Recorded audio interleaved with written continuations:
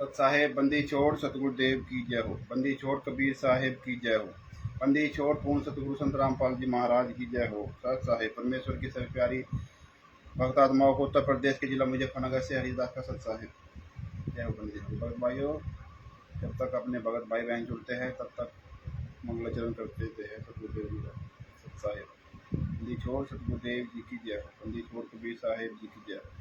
बंदी छोड़ गरीबदास जी महाराज जी की जय हो। स्वामी राम देवानंद जी दादा गुरु महाराज जी की जय हो। बंदी छोड़ पूर्ण सतगुरु संत रामपाल जी महाराज की जय हो।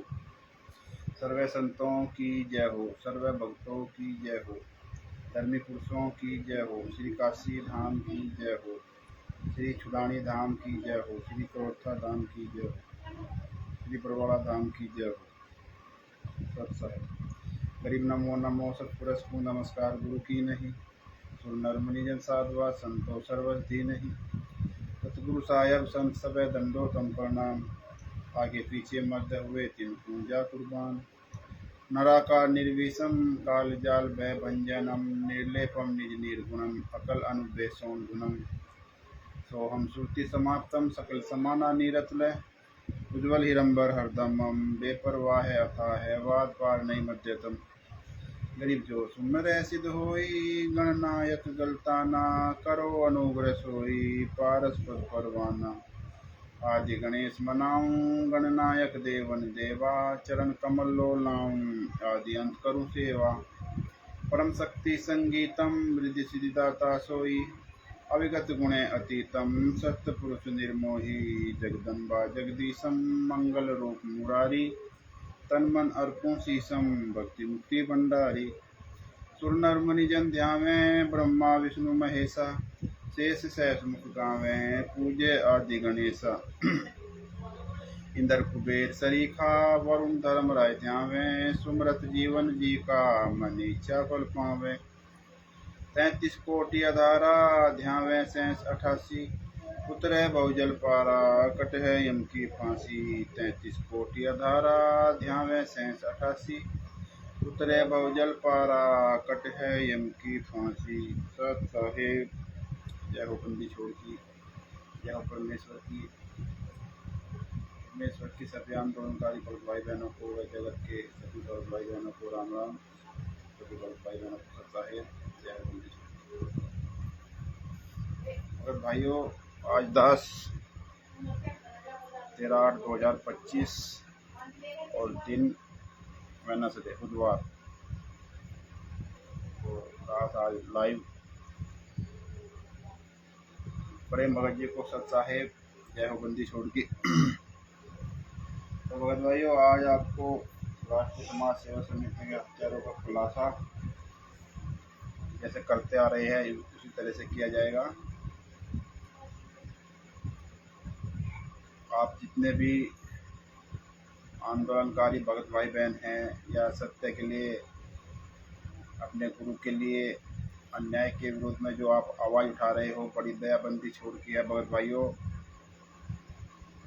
कि इसी तरह से सतगुरुदेव दया बनाए रखे और आप इसी तरह से आवाज़ उठाते रहे और वो जल्दी इसको जो है धरातल पर भी उतारे जाने की तैयारी चल रही है। तो भगत भाइयों, हमारे सत साहिब चैरिटेबल ट्रस्ट के राष्ट्रीय प्रबंधक शशिभूषण सिंह जी और बिहार के सीनियर एडवोकेट शशिभूषण सिंह जी, जिनका मोबाइल नंबर है 99-315-92-093, बड़ी दया है बंदी छोड़ की वकील साहब के ऊपर, जो उन्होंने कल ये ज्ञान अमृत एवं षड्यंत्र नामक जो पुस्तक है जिसमें संत रामपाल जी महाराज के केसों का जजमेंट है और 5 महिला 1 बच्चे की हत्या करने वालों का सबूत सहित इसके अंदर खुलासा किया हुआ है। वो चाहे ब्लैक कैट कमांडो जयपुर वाला पवन ठग हो या हिमाचल पलाकी में जो आश्रम खोल के बैठ गया संजय राय दिल्ली वाला, चाहे ये हो, इसका भी खुलासा इस पुस्तक के अंदर है।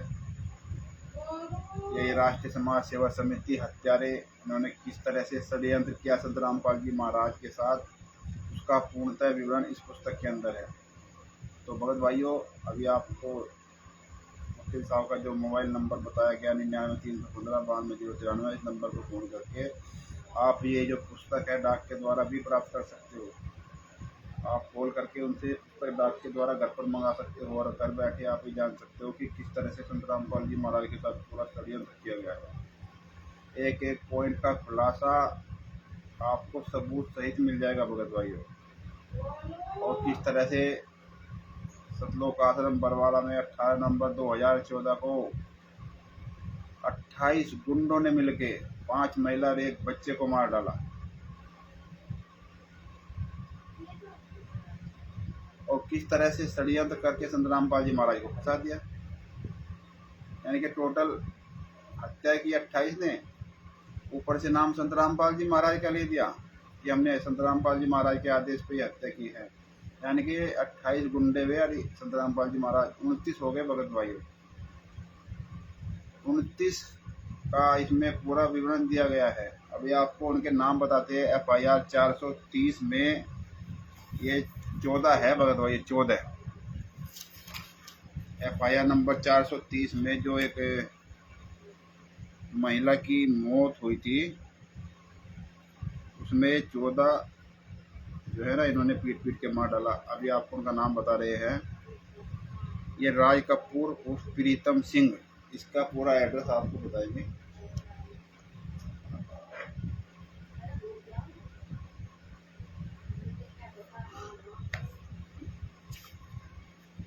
राज कपूर उर्फ प्रीतम सिंह, पिता का नाम रामेश्वर, निवासी इसका गांव इमलोटा, थाना सदर भिवानी का रहने वाला है।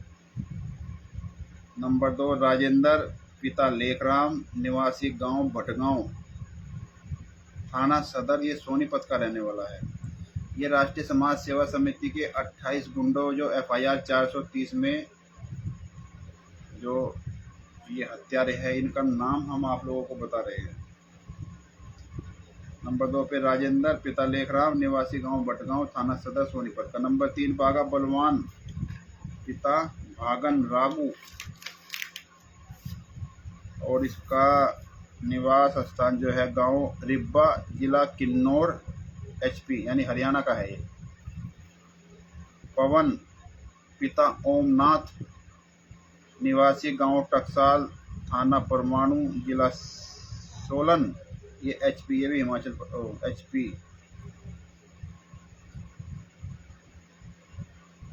HP लिखा है, हिमाचल प्रदेश का HP, हिमाचल प्रदेश क्या HP है क्या? HP ये राजस्थान, सॉरी HP हिमाचल प्रदेश का है। राजीव शर्मा, पिता जयदत्त शर्मा, निवासी देरेग, थाना सोलन, HP, ये भी HP का है। और जी नंबर 6 होगा राजेश रमेश, पिता मंगेलाल, निवासी गांव पोमावास, थाना सुमेरपुर, जिला पाली, ये राजस्थान का है। नटवर लाल, नंबर 7 नटवर लाल लक्ष्मण, पिता शंकर दास, निवासी नरसिंहपुरा, थाना ओगड़ा, जिला उदयपुर, ये भी राजस्थान का है। नंबर 8 राजेश, पिता हरिराम मीणा, निवासी प्लॉट नंबर 101 सूर्य नगर कॉलोनी, थाना model town, Sawai Madhopur, Rajasthan. Number 9 Ramchandra, पिता रोशनलाल, निवासी गांव बरना, थाना थानेसर, जिला कुरुक्षेत्र, हरियाणा। नंबर 10 जोगिंदर यानी बिल्लू, पिता जगदीश, गांव उगालन, थाना नारनौल और जिला हिसार। वीरेंद्र, पिता रामपाल जी महाराज का एक पुत्र है वीरेंद्र, बड़े वाला लड़का विजेंद्र, निवासी शास्त्री नगर, रोहतक। नंबर 12 ये बबीता रूप बेबो, बलजीत की लड़की, जिन्होंने अपने सदगुरुदेव संत रामपाल जी महाराज के ऊपर हम बिस्तर होने का आरोप लगाया था। ये इसका नंबर है 12 नंबर पे। निवासी लक्ष्मी, बिहार कॉलोनी बरवाला की है ये। अच्छा, इसमें गुरु जी का नाम दिया है। इसमें संत रामपाल जी महाराज पिता नंदलाल निवासी धनाना जिला सोनीपत। और नंबर 14 है कृष्ण कुमार पिता कपूर सिंह निवासी गांव बढ़ना थाना बेरी जिला झज्जर। यानी कि ये एफआईआर नंबर 430 में ये 14 अभियुक्त हैं। और आपको जो है ना एफआईआर नंबर 429 में पढ़ाएंगे। ये 15, इसमें 15 है। इसमें 4 महिला और एक बच्चे की मौत है। FIR number 429/2014। इसमें आपको बता रही है कि कौन कौन नाम है ये हत्यारे और इनका पूरा एड्रेस सहित आपको बताएंगे। ये नंबर 1 राज कपूर प्रीतम पुत्र रामेश्वर ग्राम इमलोटा निवासी पीएस सदर दादरी जिला भिवानी हरियाणा।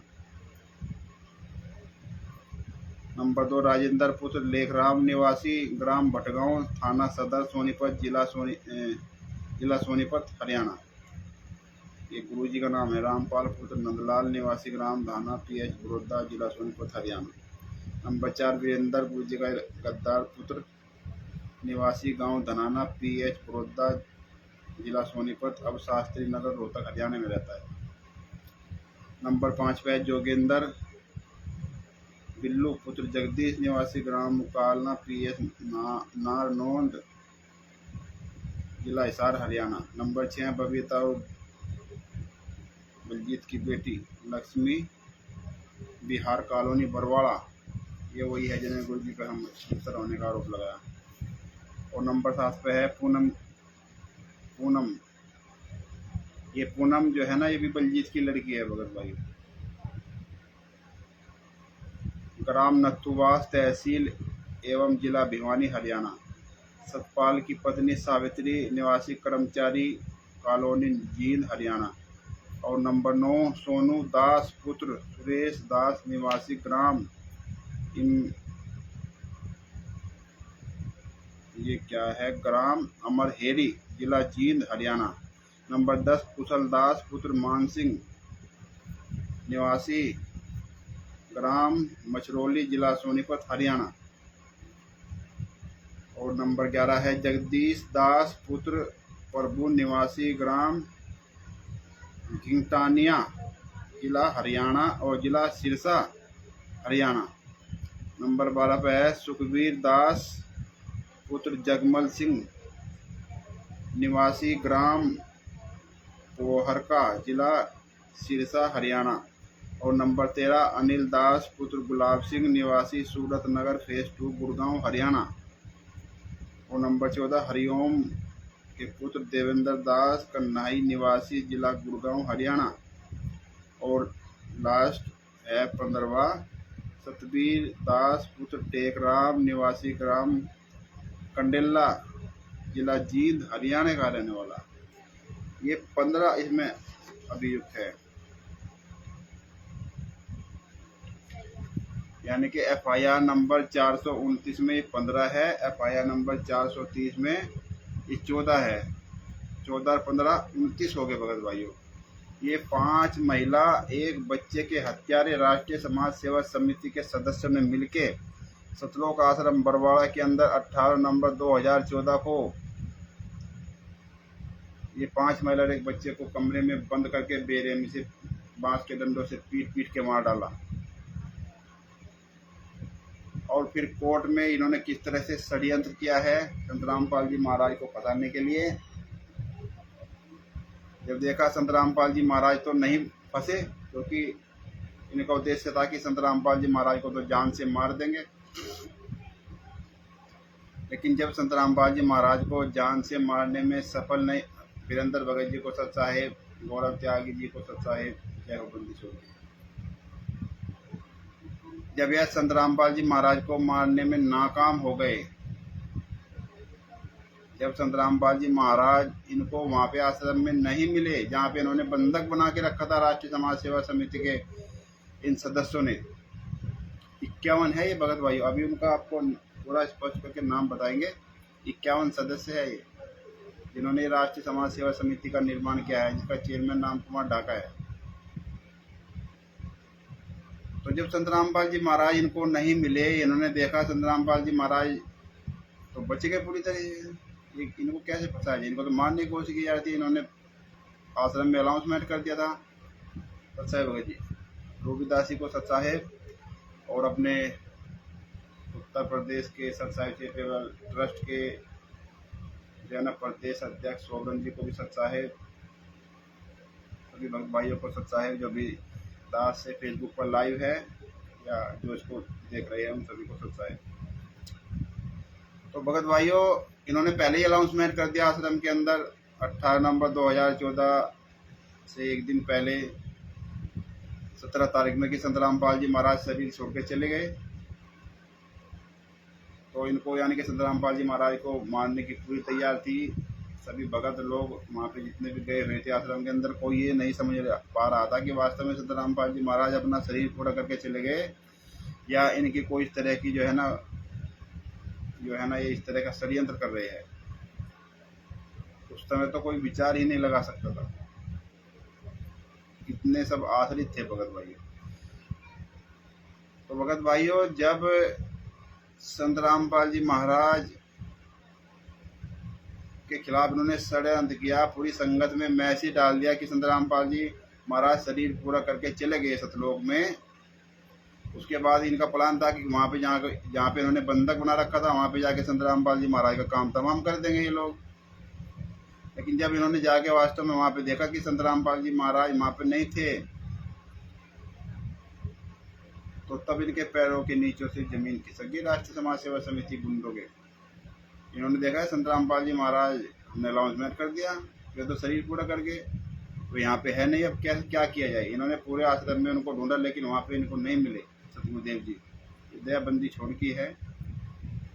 जब वहाँ नहीं मिले, काफ़ी तलाशने के बाद आश्रम के बाहर जा नहीं सकते थे क्योंकि चारों तरफ फोर्स लगी हुई थी। तो उसके बाद इन्होंने 5 महिला और एक बच्चे को बेरहमी से कमरे में बंद करके लाठी डंडों से पीट पीट के मार डाला। बोला संत रामपाल जी महाराज कहीं भी होंगे, नहीं बच सकते, क्योंकि सब लोग जानते हैं कि भाई कहाँ पे जा रहे हो आप लोग सत्संग सुनने के लिए। बोला संत रामपाल जी महाराज के आश्रम में हैं। किसी ने बताया भाई कहाँ से आ रहे हो, बोला हम तो सत्संग सुन के आ रहे। क्या संत रामपाल जी महाराज के आश्रम से, जिला हिसार हरियाणा बरवाला से। तो सबको पता है कि संत रामपाल जी महाराज का आश्रम है, तो फंसेंगे संत रामपाल जी महाराज जी। लेकिन वास्तव में संत रामपाल जी महाराज के नाम से वो आश्रम नहीं था भगत भाइयों। संत रामपाल जी महाराज के नाम से कोई भी फूटी कौड़ी भी उनके नाम से नहीं थी। कोई ट्रस्ट, कोई पैसा रुपया धन दौलत कुछ नहीं उनके नाम से, कोई ट्रस्ट नहीं था।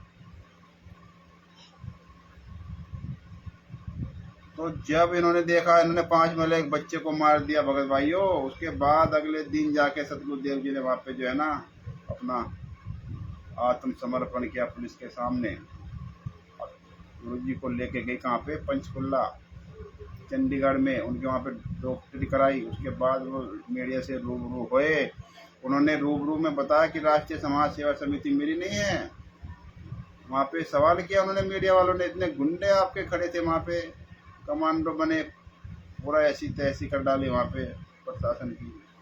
सैकड़ों की संख्या में वहाँ पुलिस फोर्स घायल की उन्होंने, पत्थरबाजी की, आगजनी की, यहाँ तक की गोली तक चलाई।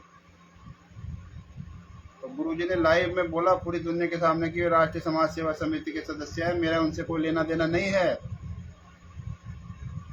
वो आपकी वीडियो, वो क्लिप आपको सुनाएंगे, लेकिन पहले आपको ये सुनाते हैं कि किस तरह से एक पॉइंट टू पॉइंट अपने जो सीनियर एडवोकेट है शशि भूषण सिंह जी बिहार से, उन्होंने बंदी छोड़ की तरह से एक पॉइंट टू पॉइंट इसमें सबूत सहित लिखा हुआ है, उसका आज हम खुलासा कर रहे हैं भगत भाइयों। ये आपको पढ़ाएंगे हम इसी पुस्तक के, ये राष्ट्रीय समाज सेवा समिति का गठन किस प्रकार हुआ और किस तरह से वहाँ से इन्होंने पूरे आश्रम को हाईजैक कर रखा था, जबकि संत रामपाल जी महाराज को पता भी नहीं था कि राष्ट्रीय समाज सेवा समिति का निर्माण कब हुआ, कब ये राष्ट्रीय समाज सेवा समिति बनाई गई। हाँ, जब ये समिति बनाई गई उसके बाद जब ये आश्रम में आए, वहाँ पे इन्होंने अपनी पूरी वहाँ पे तानाशाही दिखाई और ये मैसेज डाल देते थे पूरी संगत में कि सतगुरुदेव जी का आदेश आया है, सभी भगत भाई बहनों को आश्रम में आना है। भगत जी महबूब दास जी को सत साहेब। जय हो बंदी। सभी भाई बहनों को दास का सत साहेब, जो भी दास से फेसबुक पर लाइव है। और भगत भाइयों, किस तरह से राष्ट्रीय समाज सेवा समिति का ये राष्ट्रीय समाज सेवा समिति ने इस संगठन को किस तरह से बनाया और किस तरह से इसका निर्माण किया। संत रामपाल जी महाराज को तो कानों कान खबर नहीं थी। अभी आपको इसके ज्ञान अमृत एवं षड्यंत्र का इसका पेज नंबर 79 पढ़ाएंगे। 79 पेज नंबर 79, यानी 2010 ईस्वी में राष्ट्रीय समाज सेवा समिति RSS यानी राष्ट्रीय समाज सेवा समिति का गठन। अब इसमें पेज नंबर 79 पे नीचे है बीच में, आर्य समाजियों द्वारा संत रामपाल जी महाराज का विरोध दो तरीके अपनाकर कर रहे हैं। एक वे लोग हैं जो स्पष्ट खुले रूप से आमने सामने होकर विरोध करते हैं, बिल्कुल सही है। एक तो सामने बिल्कुल आगे विरोध कर रहे हैं। एक तरीका तो ये बताया इसमें, जैसे क्रोथा आश्रम 2006, 2009, 2013 में घटना को अंजाम दिया गया, यानी कि 3 बार वहाँ पे जो है ना ये घटना इस तरह की गई करोत्था में। दूसरा, वे लोग जो अपने आप को संत रामपाल जी महाराज का मौजी शिष्य बनकर आश्रम का प्रबंधक अपने हाथों में लेकर एवं गुरु जी का आदेश है कि आड़ लेकर अंदरूनी तरीके से आर्य समाजियों के मंसूबे का समर्थन करके अप्रत्यक्ष रूप से विरोध करते हैं। वे दूसरे टाइप के बताए। गुरु जी ने अपने सत्संगों में बता रखा है कि गुरु जी का सारे हित मित्र नाते रिश्तेदार सगा संबंधी आर्य समाजी है। गुरु जी ने सत्संग में बताया कि ये दास के जो हितैषी भी है, जो मित्र है, जो रिश्तेदार है, नातेदार है, जो सगा संबंधी है, वे सभी आर्य समाजी है। गुरु जी ने बोला ये सब अपने रिश्तेदार भाई बहन सगे बंधु है। जय हो बंदी छोड़ की। वर्जन ठाकुर जी को सत साहेब।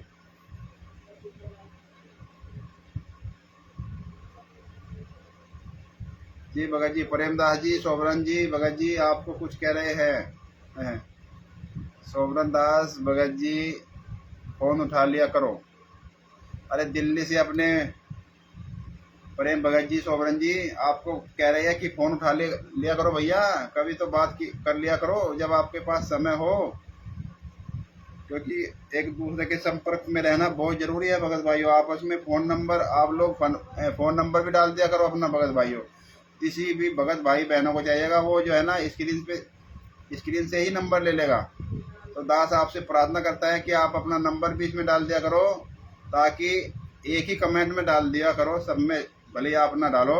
तो वो जिस भी भगत भाई बहनों को किसी भगत भाई बहन का नंबर चाहिएगा तो वो स्क्रीन से ही आपका नंबर लेके सेव कर सकता है, जो बहुत ज़रूरी है। हम लोगों को आपस में बात भी करते रहनी चाहिए, है ना। आप लोग बात करोगे तो मतलब यह आपकी याद ताज़ा बनी रहेगी। आपको याद रहेगा कि हाँ हमारे गुरु के खिलाफ अत्याचार हो रहा है, हमारे गुरु को लगभग 11 साल होने को जा रहे हैं जेल में अंदर, जो कष्ट उठा रहे हैं उनके खिलाफ किस तरह से षड्यंत्र किया गया। जब आप लोग फ़ोन करोगे तो इस पर ऑटोमेटिक ही चर्चा चलेगी, किसी और पॉइंट पे आप लोग बात नहीं कर पाओगे, क्योंकि आपका मुद्दा कोई और है ही नहीं भगत भाइयों। जब भी आप बात करोगे तो सतगुरुदेव जी से ही शुरू होगी और सतगुरुदेव जी पे ही वो जो है ना आके लास्ट में आप सत साहेब बोल दोगे। लेकिन दास ये कह रहा है कि जब भी आप कोई भी एक आध कमेंट करो जिसमें सत साहेब लिखो या अपने हिसाब से जो भी करो, तो उसमें अपना नंबर जरूर डाल दिया करो, ताकि जिस भी भगत भाई बहनों को चाहिए वो इसमें से ही नंबर ले सकता है।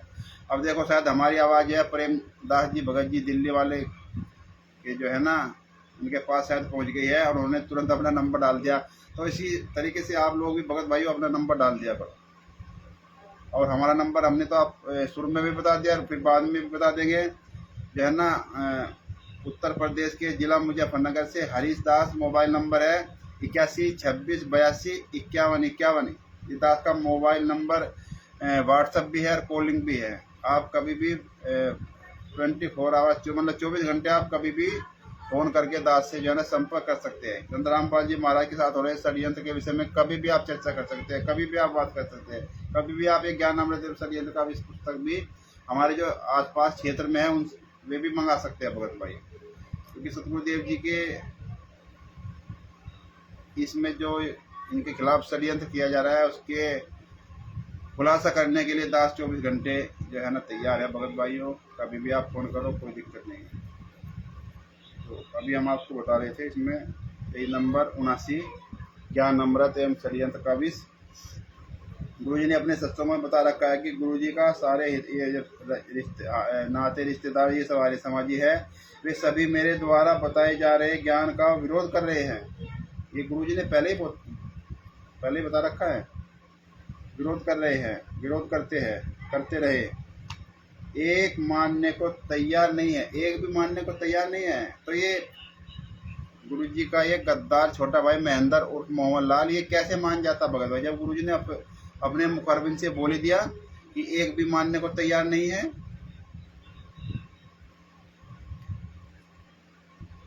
विचार करे भगत समाज, विचार करे, वही हित मित्र, वही नाते रिश्तेदार, सगा संबंधी आज सतलोक आश्रम का प्रबंधक अपने हाथों में लिए हुए हैं, मोजीज भक्त बने हुए हैं। क्या गुरुजी के लिए, गुरुजी के पक्ष में कोई कार्य कर सकेंगे? नहीं कर सकेंगे भगत भाई, और नहीं कर रहे हैं, कोई कार्य नहीं कर रहे हैं गुरुजी के पक्ष के लिए। गुरुजी ने बताए अपने नाते रिश्तेदार वे आर्य समाजी होने से दाग को छुपाने के लिए राष्ट्रीय समाज सेवा समिति RSSS के रूप में स्वरूप में अपने को परिवर्तित कर लिया। गुरुजी ने बताया इसमें कि राष्ट्रीय समाज सेवा समिति का इन्होंने निर्माण कर लिया। जब गुरुजी को इसका पता चला, इस स्वरूप में परिवर्तित करने के लिए ऐसे लोग भक्तों को बुलाकर दिनांक 14/8/2010 को रोहतक मानसरोवर, ये डेट आप याद रखना भगत भाइयों। कभी भी आपसे कोई भी सवाल कर ले कोई मीडिया वाला या कोई भी कि किस तरह से राष्ट्रीय समाज सेवा समिति का ये संगठन जुड़ा, किस तरह से इसका निर्माण हुआ, किस तरह से इसका संचालन हुआ, किस तरह से ये बनाया गया, तो आप इसको जो है ना धड़ल्ले से आप बता सकते हो कि जो है ना ये भक्तों को बुलाकर करने के लिए ऐसे लोग भक्तों को बुलाकर दिनांक 14/8/2010 को रोहतक के मानसरोवर पार्क हरियाणा में सतगुरुदेव जी रामपाल जी महाराज के बिना जानकारी के एक समिति का गठन करने हेतु बैठक की। अब इन्होंने कहाँ बैठक की? हरियाणा में रोहतक जिला में मानसरोवर पार्क में इन्होंने मीटिंग की राष्ट्रीय समाज सेवा समिति का निर्माण करने के लिए बैठक की। इन दिनों गुरुजी 100 यानी 110 किलोमीटर की दूरी पर स्थित बरवाड़ा आश्रम में निवास करते थे।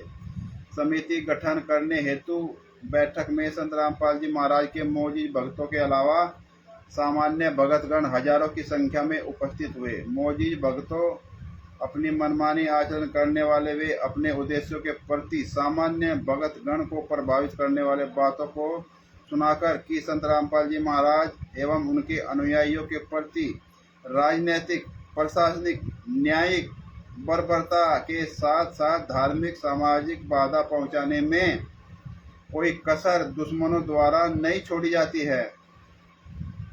इसलिए ऐसी राजनीति, प्रशासनिक, न्यायिक बर्बरता तथा धार्मिक व सामाजिक बाधाओं से निपटने के लिए, उससे मुकाबला करने के लिए एक समिति का गठन किया जाए। यानी ये गुरुजी को जो है ना निर्देशित कर रहे थे, जहाँ तक हम समझ पा रहे हैं,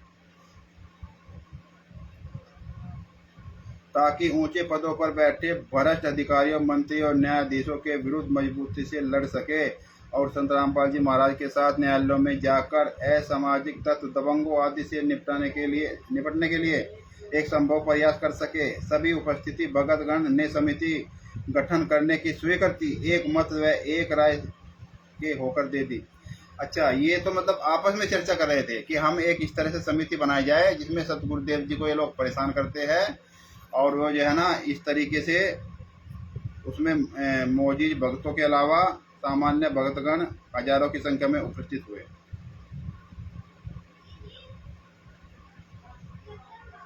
सामान्य भक्तगण पर प्रभावित करने वाले बातों को सुनकर संत रामपाल जी महाराज उनके अनुयायियों के प्रति राजनीतिक प्रशासनिक इस तरह से इन्होंने वहाँ पे जो अपनी बातें रखी कि जो है ना न्यायालय में जो बर्बरता हो रही है, धार्मिक सामाजिक बाधाओं जो चल रही है, उससे निपटने के लिए, उससे मुकाबला करने के लिए इस समिति का संगठन किया जाए।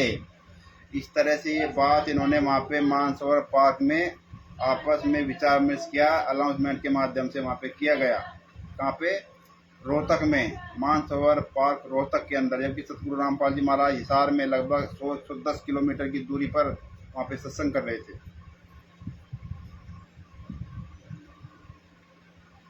सब ने अपनी राय एकमत होकर दे दी। जी बिल्कुल ऐसा ही करना चाहिए। हम आपकी इस राय से, आपके इस अनुरोध से, आपके इस विचार से हम लोग सब सहमत हैं। ये इसमें स्पष्ट लिखा हुआ है। इस बैठक में समिति का गठन का प्रस्ताव स्वीकृत होने के बाद इस समिति के नामकरण पर चर्चा की गई।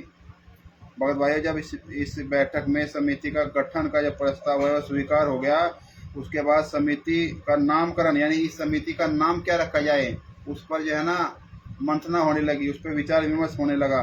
तत्परांत सर्वसम्मति से समिति का नाम राष्ट्रीय समाज सेवा समिति यानी कि RSSS रखा गया।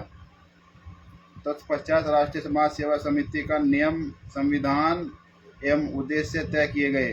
अर्थात नियम बनाए गए। राष्ट्रीय समाज सेवा समिति के जो नियम बनाए गए, उन नियमों का संक्षिप्त विवरण निम्नवत है।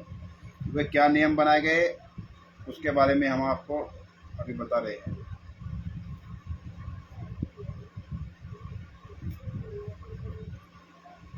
इस बैठक में समिति का गठन का प्रस्ताव स्वीकार होने के बाद इस समिति के नामकरण पर चर्चा की गई। अच्छा, उसके नियम बनाए गए। राष्ट्रीय समाज सेवा समिति RSS का क्या संविधान है? ये पेज नंबर 80 है भगत भाइयों, 80 इस पेज का पेज नंबर 80 यानी कि 08, इधर से दिख रहा है 08 और आपको सामने से दिखाई देगा 80। नंबर 1, इसका उद्देश्य क्या है, इसका संविधान क्या है?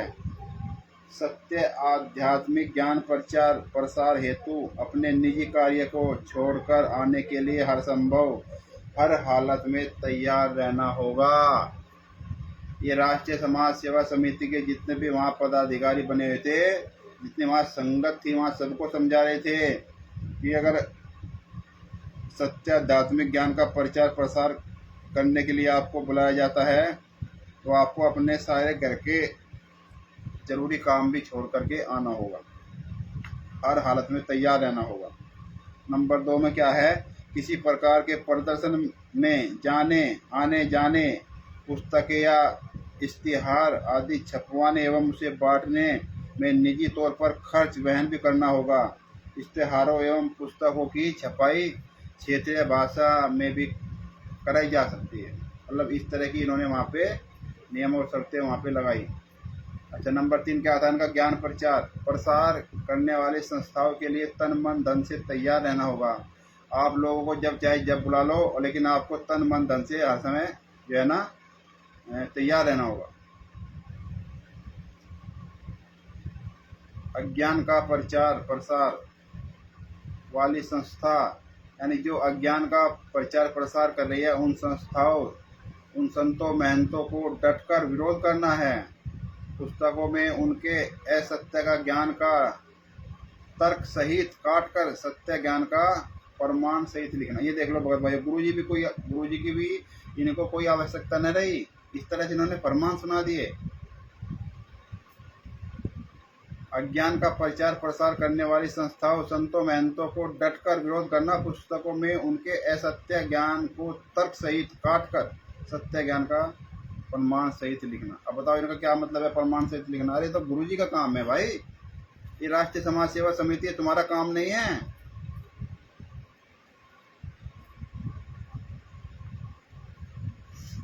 ज्ञान का प्रमाण सहित लिखना, अरे वे पुस्तक वो तो सतगुरुदेव जी को अधिकार है, वे लिखेंगे। ये राष्ट्रीय समाज सेवा समिति ये फर्जी पुस्तक बना बना के पूरी दुनिया में इन्होंने तहलका मचा रखा है। खैर, नंबर 7, यदि राष्ट्रीय समाज सेवा समिति का कोई पदाधिकारी समिति के नियमों का पालन नहीं करता है या मर जाने के रिक्त पड़े स्थान पर नए पदाधिकारी का चुनाव निर्वाचन या सर्वसम्मति द्वारा कर लिया जाएगा। आवश्यकता अनुसार पदाधिकारियों की संख्या घटाई बढ़ाई जा सकती है।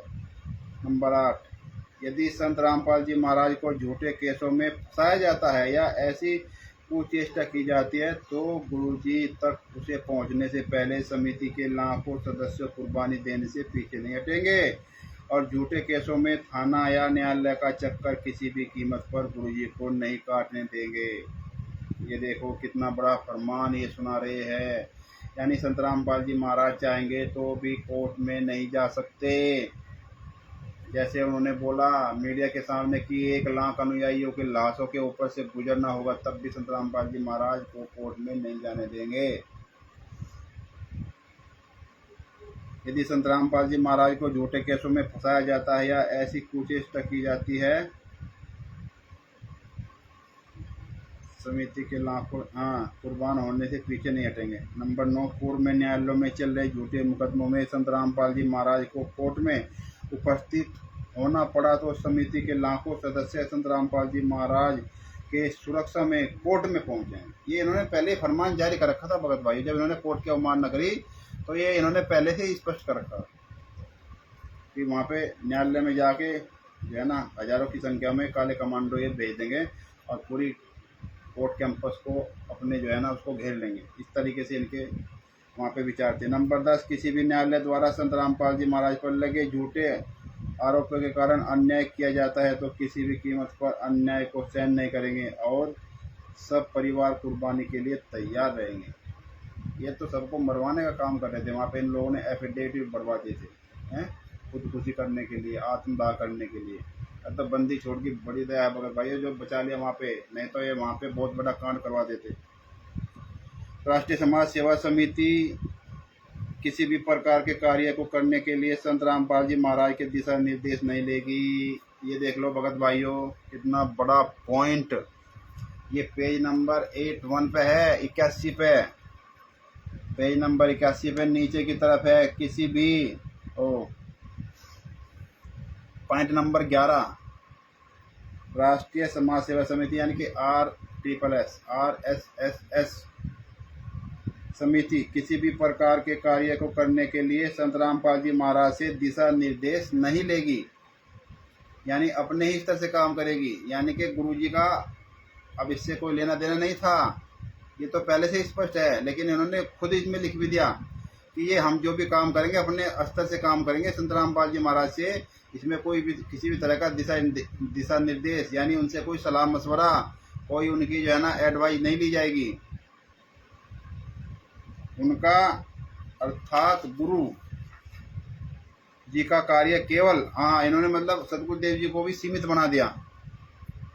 गुरु जी का कार्य केवल सदग्रंथों का अध्ययन करना व सत्संग प्रवचन करना तथा आने वाले लोगों को नाम दीक्षा देने तक रहेगा। अरे भगत भाइयों, नाम दीक्षा लेने का भी इन्होंने सिस्टम गुरु जी से छीन लिया था। डीवीडी के द्वारा वहाँ आश्रम में जो है ना फर्जी नाम दीक्षा वहाँ पे भी दिलवाई जा रही थी। वहाँ पे भी गुरु जी ने बोला है अपनी लाइव वीडियो में कि दास के जाने के बाद डीवीडी से नाम दीक्षा दी जाएगी, लेकिन ये व्यवस्था उन्होंने वहाँ पे शुरू कर रखी थी। अन्नुदासी को सत साहेब नाम दीक्षा देने तक ही रहेगा।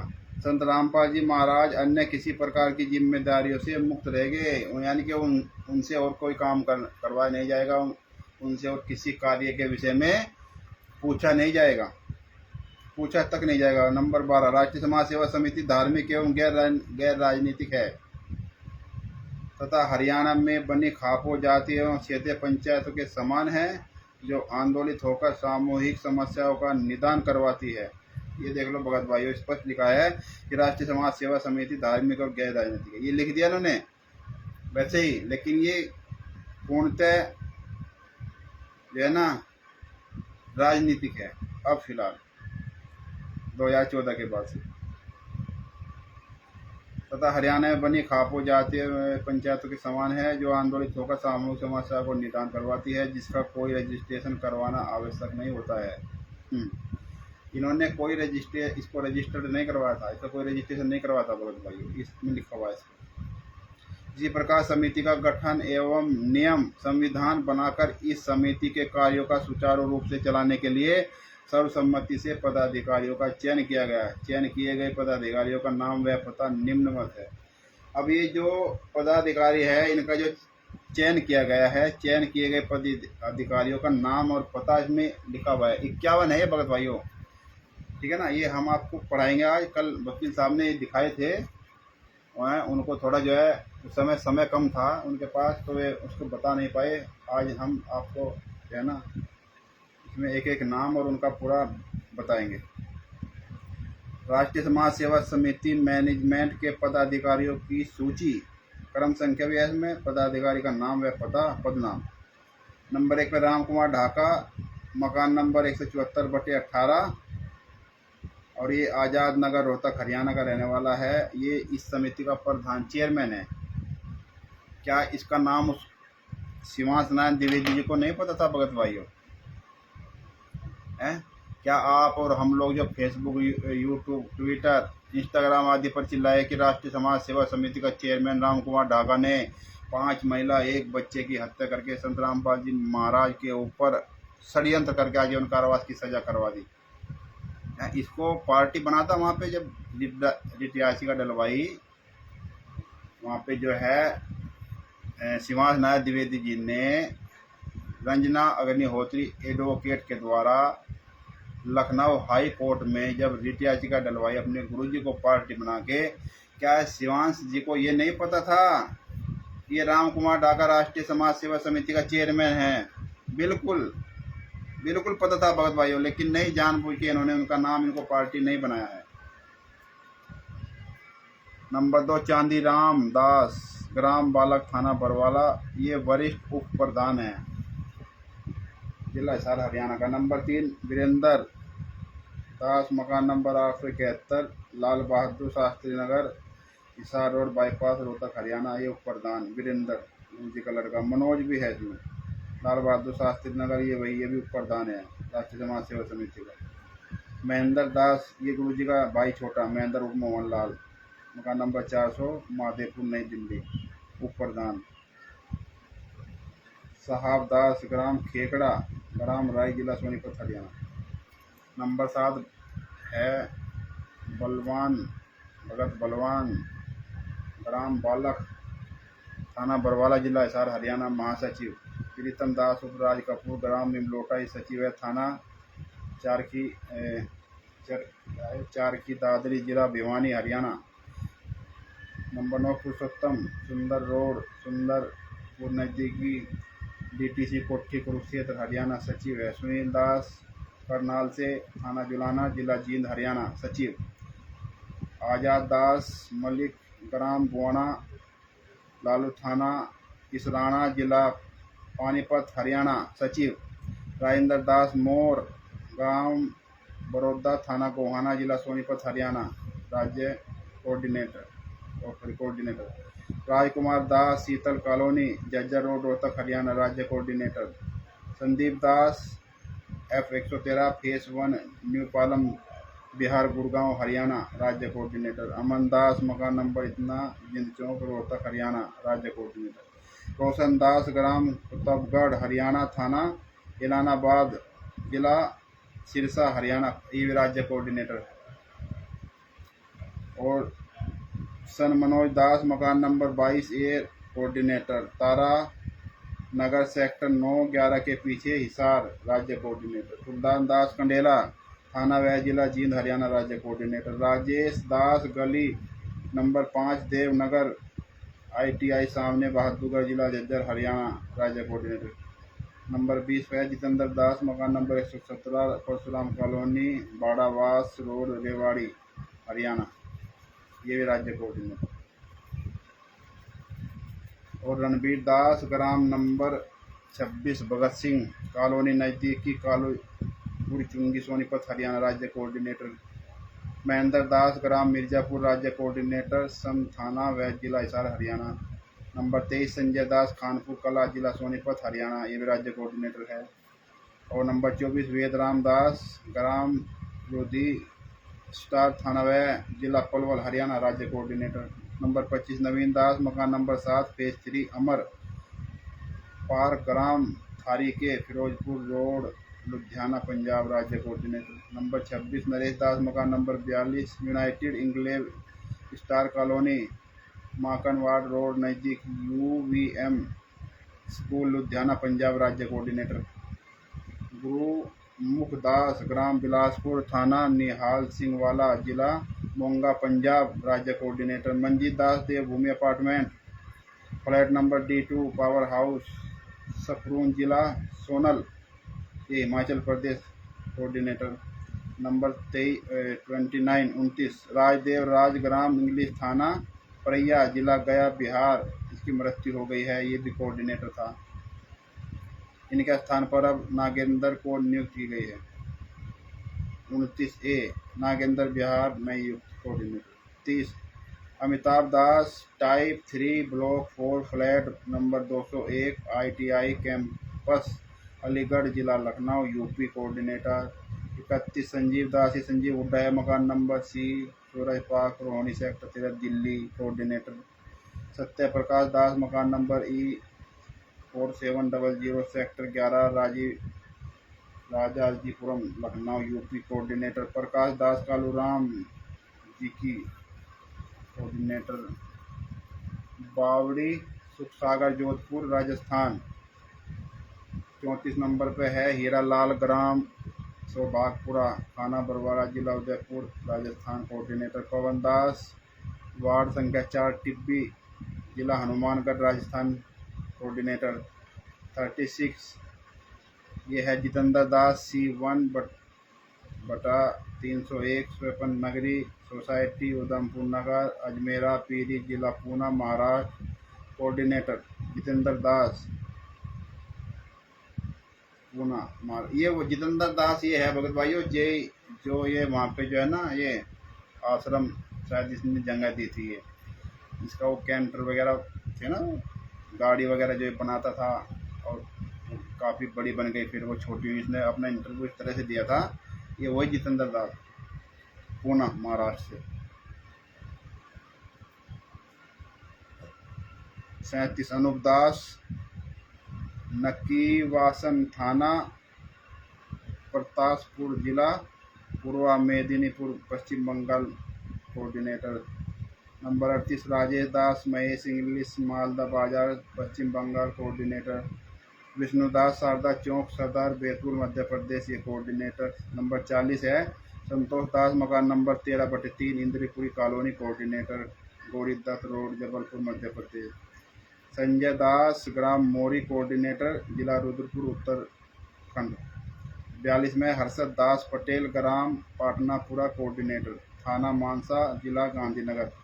भगत भाइयों ये वे नाम है जो ये राष्ट्रीय समाज सेवा समिति का इन्होंने गठन किया और ये 51 सदस्य है, उसका आपको एड्रेस और नाम सब हम बता रहे हैं सबूत सहित। ये ज्ञान अमृत एवं षड्यंत्र नामक जो पुस्तक है उसके पेज नंबर जो है ना ये 79 से शुरू होता है पेज नंबर और 82 पे इनके नाम है 82 83 84 85 86 तक।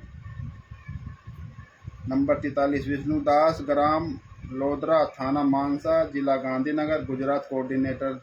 44 नंबर निरंजन दास ग्राम इस नरगग थाना बंकी जिला Cuttack Orissa coordinator. 45 Neeraj Das B168 Ashoknagar Sadra Delhi 93 coordinator.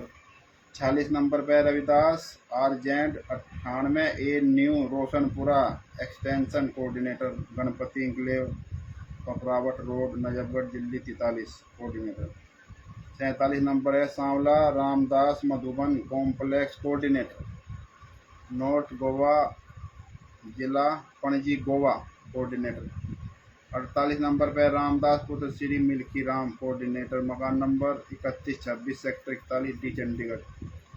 49 number पर ताराचंद दास ग्राम मदीन थाना हीरा नगर जिला कठुआ जम्मू कश्मीर कोऑर्डिनेटर। 50 नंबर पर जितेंद्र दास ग्राम बड़गांव कर्नाटक जिला बेलगांव कर्नाटक कोऑर्डिनेटर। 51 नंबर पर है लास्ट रविंद्र दास ग्राम श्री मंडल थाना एवं जिला बीदर कर्नाटक। ये जो है ना, ये भी कोऑर्डिनेटर है।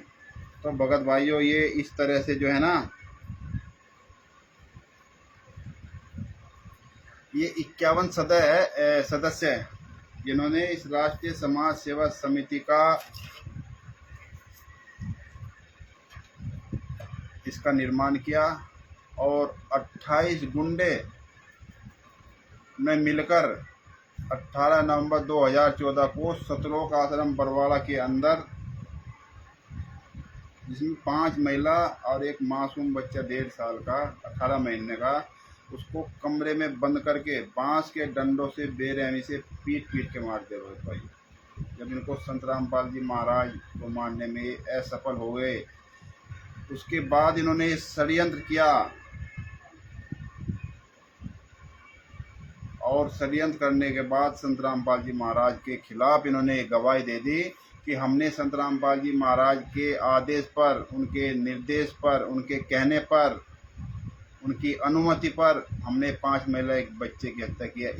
इस तरीके से संत रामपाल जी महाराज को सजा हुई है भगत भाइयों। पूरे जजमेंट फाइल में संत रामपाल जी महाराज कहीं भी दोषी नहीं है कि ये कहीं लिखा हुआ हो कि संत रामपाल जी महाराज ने ये षड्यंत्र किया है, ये अपराध किया है, ये कृत्य किया है जिसके कारण से उनको आजीवन कारावास की सजा हुई है। ये इस पुस्तक में स्पष्ट लिखा हुआ है कि पॉइंट टू पॉइंट कहीं भी संत रामपाल जी महाराज दोषी नहीं है, बल्कि इन 28 गुंडों ने मिलकर संत रामपाल जी महाराज के खिलाफ ये षड्यंत्र किया है कि हत्या हमने की है। बांस के डंडे से इन्होंने मारा, वे बांस के डंडे भी उपलब्ध कराए। वे अभी भी बरवाड़ा थाने में बंद है, जमा है। लेकिन इस तरह से षड्यंत्र करके संत रामपाल जी महाराज को आजीवन कारावास की सजा करवा दी, सशर्म अंतिम श्वास तक, जब तक सांस चलेगी, जब तक जेल में ही रहना पड़ेगा। ये सजा अपने गुरुजी को मिली हुई है रोहित भाई। और ये 28 गुंडे अपना जुर्म स्वीकार किया और आरोप संत रामपाल जी महाराज पे लगा के पैरोल पे बाहर है, देश विदेश में ऐश कर रहे हैं और अकेले संत रामपाल जी महाराज जेल में सजा काट रहे हैं।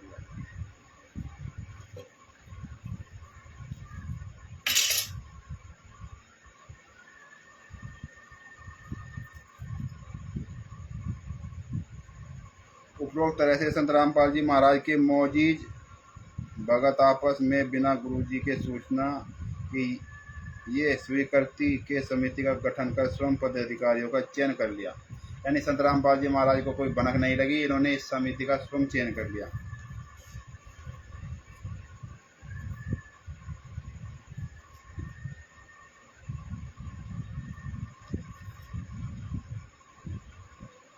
भगत समाज का उक्त राष्ट्रीय समाज सेवा समिति के पदाधिकारियों पर ध्यान देना चाहिए कि राष्ट्रीय समाज सेवा समिति के जो पदाधिकारी गण हैं वे मैनेजमेंट का कार्य देखते हैं या कोई और देखते हैं। साफ है कि राष्ट्रीय समाज सेवा समिति के पदाधिकारी है, वही मैनेजमेंट का कार्य देखते हैं, वही प्रबंधन करते हैं। बिल्कुल सही बात है। ये राष्ट्रीय समाज सेवा समिति का हो, मैनेजमेंट का हो, प्रबंधक कमेटी का हो, ये एक ही बात है। सत्यवादी सतगुरु रामपाल जी महाराज ने इस राष्ट्रीय समाज सेवा समिति के संबंध में पूर्णतः स्पष्ट रूप से मीडिया के समक्ष बयान दिया है कि राष्ट्रीय समाज सेवा समिति मेरी नहीं है और राष्ट्रीय समाज सेवा समिति गुरुजी का है ही नहीं, तो फिर मैनेजमेंट कैसे हो सकते हैं गुरुजी का। राष्ट्रीय समाज सेवा समिति एवं मैनेजमेंट के पदाधिकारीगण दोनों एक ही है और ये सारे पदाधिकारीगण आर्य समाजों के समर्थक है और ये सभी क्यों में घून की तरह अंदर ही अंदर गुरुजी को साजिश के तहत फंसाकर खोखला कर दिया। अब भगत समाज अपनी आत्म कल्याण के लिए संत रामपाल जी महाराज का ज्ञान सुन समझकर पवित्र शास्त्रों के अनुकूल जानकर वास्तविक एवं सत्यवादी संत की ये प्रमाण से दिए गए ज्ञान से संतुष्ट होकर शरण ग्रहण किए या ग्रहण करते हो तो हम भक्तों को उनके शरण में आने के बाद उनकी अनुपस्थिति के ज्ञान का आधार का सहारा लेना चाहिए और यही हमारे आत्म कल्याण हेतु श्रेयकर होगा। जिस तरह सतगुरुदेव जी ने स्पष्ट शब्दों में कहा है कि कोई भी सौदा करने से पहले दोनों डिब्बों में खोलकर देख लेना चाहिए कि कौन से डिब्बा सही और कौन गलत है, अर्थात कौन प्रमाणित सत्य है और कौन असली है और कौन असत्य है व नकली है। इस तरह से ज्ञान आधार बना करके इस किताब में राष्ट्रीय समाज सेवा समिति के संविधान के कुछ एक धाराओं का वर्णन किया गया है। उनके संविधान पर भगत समाज ध्यान दे और स्वयं निर्णय करे कि क्या ये राष्ट्रीय समाज सेवा समिति संत रामपाल जी महाराज के नियंत्रण में संचालित होती है या नहीं। अभी भगत भाइयों आपको वो वीडियो सुनाते हैं जिसमें संत रामपाल जी महाराज ने पूरी दुनिया के सामने स्पष्ट बोला है कि राष्ट्रीय समाज सेवा समिति मेरी नहीं है।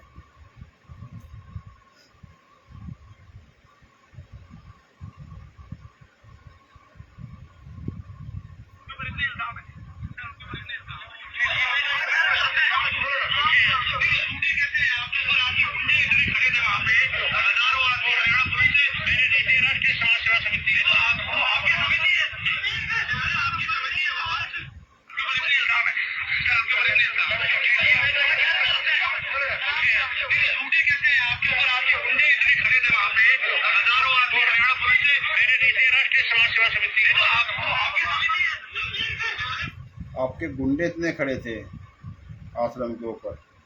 मीडिया वाले पूछ रहे, गुरुजी बता रहे हैं कि मेरे नहीं है, राष्ट्रीय समाज सेवा समिति के है। स्पष्ट होगा ना भगत भाइयों, ये लाइव बोल रहा है गुरुजी ने, लाइव पूरी दुनिया के सामने ये वीडियो गया है। कितने भगत मानते हैं इसको हैं? अब दूसरा वीडियो देखो।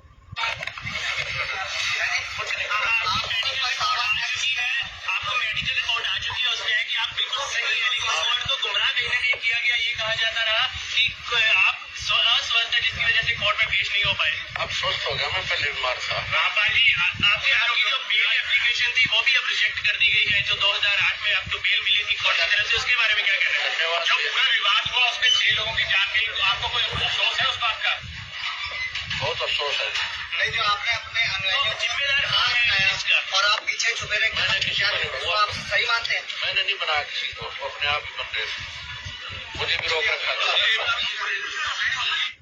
मैंने किसी को जिम्मेदार नहीं बनाया, वो अपने आप ही बन रहे थे, मुझे भी रोक रखा था। ये स्पष्ट बोलते हैं गुरुजी ने। फिर तो मीन में की कोई गुंजाइश नहीं बची भगत भाइयों। फिर तो स्पष्ट होगा कि राष्ट्रीय समाज सेवा समिति मैनेजमेंट जो वर्तमान में सतलोक आश्रम चला रहे हैं, संत रामपाल जी महाराज का नाम लेकर उनका फोटो लगाकर पुस्तक बेच रहे हैं, जो ये संजय ठग आश्रम चला रहा है, गुरु बन बैठा ये जयपुर वाला, ये पवन ठग, ये ब्लैक कैट कमांडो बनाया हुआ था, स्पेशल ट्रेनिंग देता था वहाँ पे कमांडो को, स्पेशल कमांडो, ये पवन जयपुर वाला। तो इस राष्ट्रीय समाज सेवा समिति ने इन सब ने मिलकर ये षड्यंत्र किया इस तरह से संत रामपाल जी महाराज को फंसाने का। इन्होंने 5 महिला एक बच्चे को मार के संत रामपाल जी महाराज के साथ ये पूरा इस तरह से जो है ना अपराध किया है भगत भाई।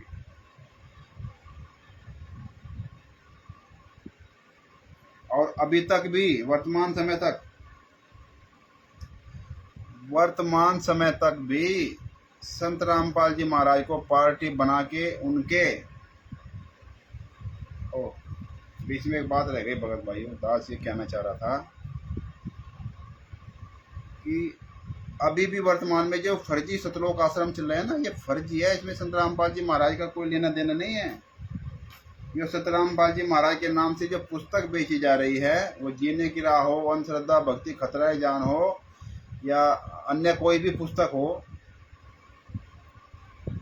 गीता तेरा ज्ञान अमृतिया गरिमा गीता की, मतलब जो भी संत रामपाल जी महाराज का फोटो लगाकर वर्तमान में समाज में जो पुस्तक बेची जा रही है संत रामपाल जी महाराज का नाम लेकर, वो सब टोटल अश्लील भाषा युक्त है। उसमें संत रामपाल जी महाराज का कोई लेना देना नहीं है। संत रामपाल जी महाराज ने वे पुस्तक नहीं लिखी है भगत भाइयों। हम सभी समाज से निवेदन करते हैं, सभी से हाथ जोड़कर प्रार्थना करते हैं, आग्रह करते हैं कि ये पुस्तक संत रामपाल जी महाराज के द्वारा लिखी नहीं है। आप उसमें पढ़ सकते हो नहीं, उसमें संत रामपाल जी महाराज का कोई नाम है, ना उसमें कोई ट्रस्ट का नाम है, ना उसमें कोई IBPN नंबर आता है वो है। और उसमें क्या लिखा हुआ है कि कबीर प्रिंटर जो पूर्णतः फर्जी है। 2012 के बाद जब इन्होंने जो ट्रस्ट बना रखा था बंदी छोड़ भक्ति मुक्ति ट्रस्ट, उसका सारा पैसा ट्रांसफ़र इसमें कर लिया। फर्जी जो आश्रम इन्होंने और फर्जी जो ट्रस्ट बनाया कबीर परमेश्वर भक्ति ट्रस्ट, ये सब टोटल फर्जी है। इसी कबीर जो इन्होंने भक्ति ट्रस्ट बनाया उसके पर्चे पर ही पूरे वर्ल्ड में नाम दीक्षा दे रही है। जो 600 से ज़्यादा नामदार सेंटर ही चला रहे हैं, उस पर एड्रेस डला हुआ है सतलोक आश्रम बरवाला का। और नाम दीक्षा दी जा रही है वहाँ पे जो है नेपाल में, नाम दीक्षा दी जा रही है अमेरिका में, नाम दीक्षा दी जा रही है वहाँ पे जो है ना दोहा इंग्लैंड में है, नाम दीक्षा दी जा रही है वहाँ पे फरुखाबाद में, नाम दीक्षा वहाँ पे दी जा रही है दिल्ली मुनका में, नाम दीक्षा वहाँ पे भिवानी आश्रम में दी जा रही है, कुरुक्षेत्र में दी जा रही है। और किसके नाम से? Kabir printers, C117 Bawana industries नई दिल्ली। यानी कि जो पुस्तक पे जो मुद्रक लिखा हुआ है वहाँ पे जो पुस्तक छापी गई है उसका भी एड्रेस फर्जी है भगत भाइयों। ये सारा खुलासा हो चुका है, आप सबको अच्छे से पता है। इनका सब कुछ टोटल फर्जी है, सब कुछ फर्जी। नाम दीक्षा तो फर्जी, नामदान सेंटर तो फर्जी, आश्रम तो फर्जी, सारी पुस्तक संत रामपाल जी महाराज के नाम से भेज रहा है। सो अश्लील वाली जिसमें सनातनी हिंदू जो देवी देवता उसके ऊपर अश्लील भाषा लिख करके समाज में विदित कर रहे हैं। जो एक परिवार में बैठ के भगत भाई बहन अपनी बेटी के सामने पुस्तक को आप नहीं पढ़ सकते और कहते हैं इसको ये तो आध्यात्मिक ज्ञान है। अरे क्या इस तरह का आध्यात्मिक ज्ञान होता है जिसमें टोटल सेक्स की बात लिखी हुई है? इन राष्ट्रीय समाज सेवा समिति के जो ये हत्यारे हैं ना, जिन्होंने 5 महीने एक बच्चे को आश्रम के अंदर मार डाला भगत भाइयों, इनके खिलाफ इस तरह से आप लोग बोलते रहो। सदगुरुदेव बंदी छोड़ की दया होती रहेगी, इस तरह से आप बोलते रहो। बहुत जल्द ही ये राष्ट्रीय समाज सेवा समिति के हत्यारे ये बहुत जल्दी जो है ना सलाखों के पीछे हो गए। लेकिन अगर आप एक्टिव इसी तरह रहोगे तो वो दिन दूर नहीं जब इनको जूतों से पीट पीट के जो है ना जेल में ठूसा जाएगा और अपने सदगुरुदेव जी बाइज्जत बरी होकर बाहर आएंगे भगत भाइयों। लेकिन आप इसी तरह से एक्टिव रहोगे तो होगा। हैं जगह जगह पर आने वाले समय में ऐसे ही आप लोग फेसबुक यूट्यूब आदि पर बोलते रहोगे और फिर जैसे समय आएगा उसी हिसाब से प्रेस कॉन्फ्रेंस की जाएगी, इसको धरातल पर भी उतारा जाएगा। हैं या वो दिल्ली में जंतर मंतर हो या जो है वहाँ पे प्रगति मैदान हो या मतलब दिल्ली का कोई सा भी क्षेत्र हो, कहीं पर भी है ना एक विशाल आंदोलन किया जाएगा इन राष्ट्रीय समाज सेवा समिति हत्यारों के खिलाफ। क्योंकि हमारे पास कोर्ट का जजमेंट है, पूर्णतः सबूत है संत रामपाल जी महाराज का निर्दोष होने का। एक एक पॉइंट है भगत भाइयों, सारे सबूत फरुखाबाद में पूरे कलेक्शन हो चुके हैं। कोई भी भगत आत्मा या समाज का कोई भी गणमान्य व्यक्ति वहां पे जाके एक एक पॉइंट टू पॉइंट जा करके जो है ना सच्चाई देख सकता है। उसके सामने दूध का दूध और पानी का पानी हो जाएगा कि किस तरह से इन्होंने संत रामपाल जी महाराज के साथ षड्यंत्र करते आ रहे हैं। आश्रम के अंदर भी रहते सहते षड्यंत्र कर रहे थे और उसके बाद में तो उन्होंने पूरी सीमा ही पार कर दी भगत भाइयों, आपको तो अच्छे से पता है। लेकिन नहीं, कोई बात नहीं भगत भाइयों, जो नहीं समझ रहा है वो उसका विवेक है ना, वो उसकी बुद्धि पर आधारित है। लेकिन आप और हमारा क्या काम है कि सच्चाई को उजागर करना, सच दुनिया के सामने रखना। वह स्वीकार करे अथवा ना करे वो उनके जो है ना ज्ञान आधार पर डिपेंड करता है।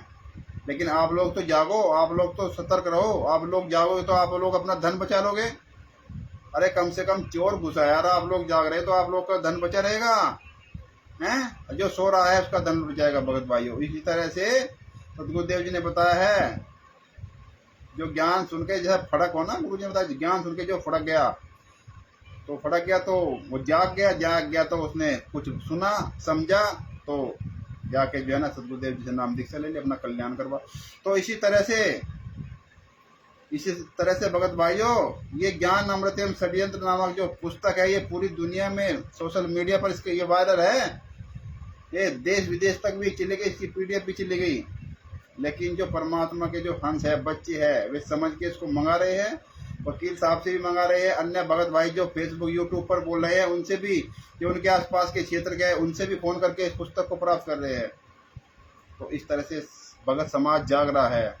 याद रखना, राष्ट्रीय समाज सेवा समिति के हत्यारों ज़्यादा दिन दूर नहीं है तुम्हारे लिए, ज़्यादा दिन वे दूर नहीं है कि जिस दिन तुम सलाखों के पीछे होंगे, वे दिन बहुत नज़दीक है और बहुत तेज़ी से तुम्हारी तरफ बढ़ रहे हैं। ठीक है ना। और आने वाले समय में बहुत जल्द ही एक प्रेस कॉन्फ्रेंस की जाने वाली है, उसकी तैयारी चल रही है। अभी मीटिंग होने वाली है, अभी आप सबके सामने जो है ना सोशल मीडिया पे डाला जाएगा। जैसे भी वो डेट वगैरह क्लियर होती है उसके बारे में आप सबको बताया जाएगा।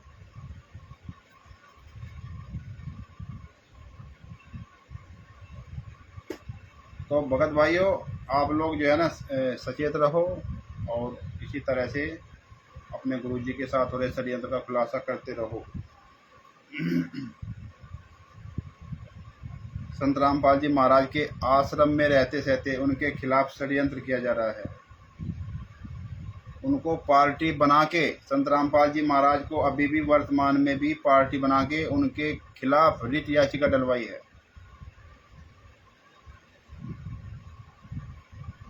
अपने जो पूरी के जो शिष्य है शिवांश नायक द्विवेदी जी, और इसमें 17 हो रहे सारी 18 है, अभी आपको बताएंगे। और इन्होंने संत रामपाल जी महाराज को पार्टी बना के इनके खिलाफ रिट याचिका दायर करवाई है भगत भाइयों। और भी बहुत सारे को पार्टी बनाया है, लेकिन जो वे और को पार्टी बनाया है, जैसे इन्होंने क्या किया, कबीर प्रिंटर को पार्टी बना दिया।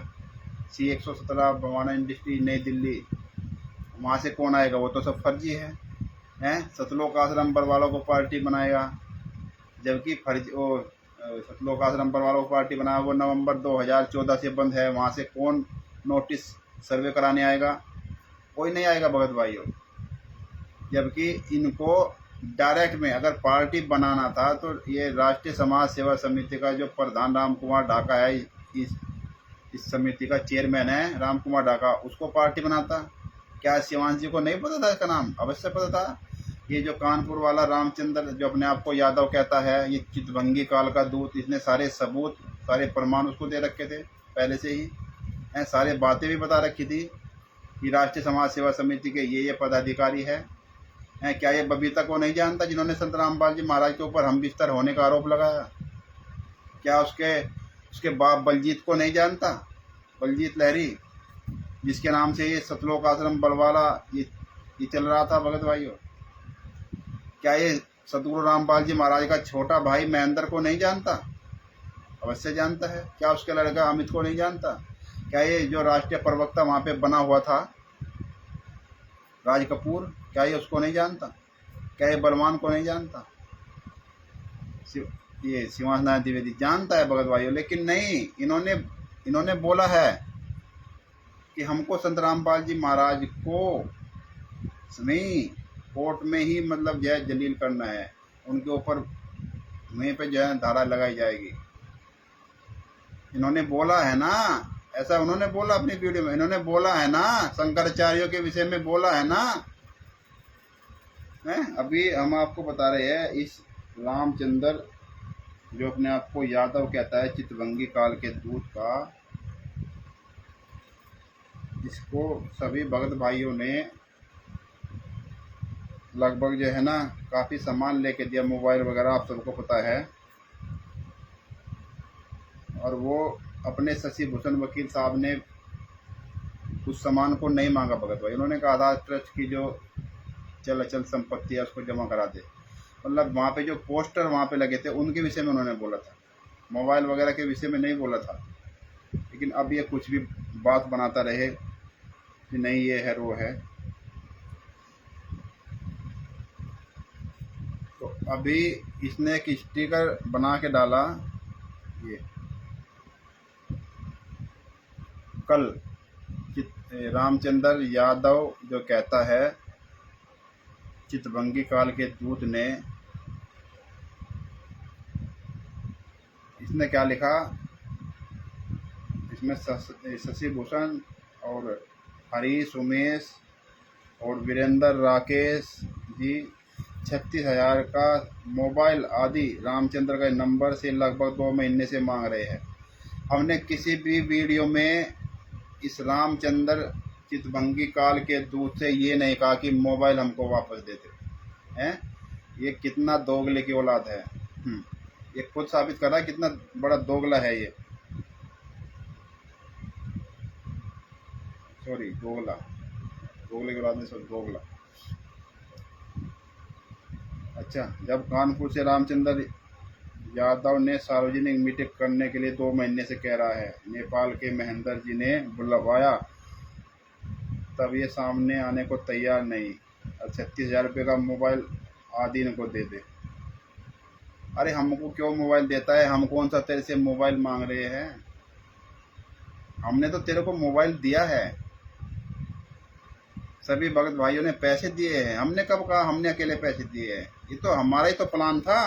आपको मोबाइल दिलवाने का प्लान हम ही लोगों का था, हमारा, उमेश जी का और अरविंद जी का, फर्रुखाबाद वालों का। हमने 3 लोगों ने ही प्लान बनाया था कि रामचंद्र जी का मोबाइल ख़राब है, वे चार्जिंग लगा के ही फेसबुक पर आते हैं भैया, ये जो है ना इलेक्ट्रिक सामान है, कभी फट जाए, कोई नुकसान ना हो जाए रामचंद्र जी को, इसलिए इनको नया मोबाइल देना आवश्यक है। उनकी व्यवस्था नहीं है इस तरह से मोबाइल खरीद ले। अब तो ये कुछ भी बकवास कर ले, बात अलग है, ठीक है ना। आप पूछ लेना अरविंद जी से कि किसका प्लान था और किस किस से हमने बात करके, किस किस ने, आपने बोला था, खुद इस रामचंद्र ने बोला था कि आप एक बार, हमारा प्लान क्या था भगत भाइयों, हम आपको बता रहे हैं मोबाइल दिलवाने का इस रामचंद्र को, कि हम किस्तों पे मोबाइल ले लेंगे। हमारा ही प्रोग्राम था, 2-4 हज़ार रुपये जमा करेंगे और किस्तों पे मोबाइल ले लेंगे। उमेश जी ने कहा हम भी किस्त दे देंगे, अरविंद ने कहा एक आधी किस्त हम भी दे देंगे। मगर कोई बात नहीं, आप 1-2 किस्त दे देना, बाकी सारी किस्त हम दे देंगे। भाई आप लोग काम नहीं कर रहे हो या आपका भाई परिवार के हिसाब से जो है ना, हम लोग भी काम कर रहे हैं, हम भी दिल्ली में जो है ना अपनी ड्यूटी करते हैं, तो कोई नहीं, सारी किस्त हम दे देंगे और इनको अच्छा मोबाइल लेके देंगे। हमने ये बात रामचंद्र जी को बताई, आप चाहे पूछ लेना। तो रामचंद्र जी ने हमको क्या बताया, इस चितवंगी काल के दूत ने क्या कहा, इसने हमको ये बताया, नहीं भगत जी किस्तों पे मोबाइल नहीं लेना, हमको तो जो है ना नगद में ही लेना है। और आप सभी भगत भाई जितने भी अपने आंदोलनकारी हैं, सबसे बात कर लो एक बार, जो देने को इच्छुक है, ठीक है, उसके हिसाब से मोबाइल ले जाएगा। तो जिससे हमने भगत भाई से बात की, उसकी सारी रिकॉर्डिंग हमारे पास मौजूद है, किस किस से पैसे आए वो सब लिखित में है।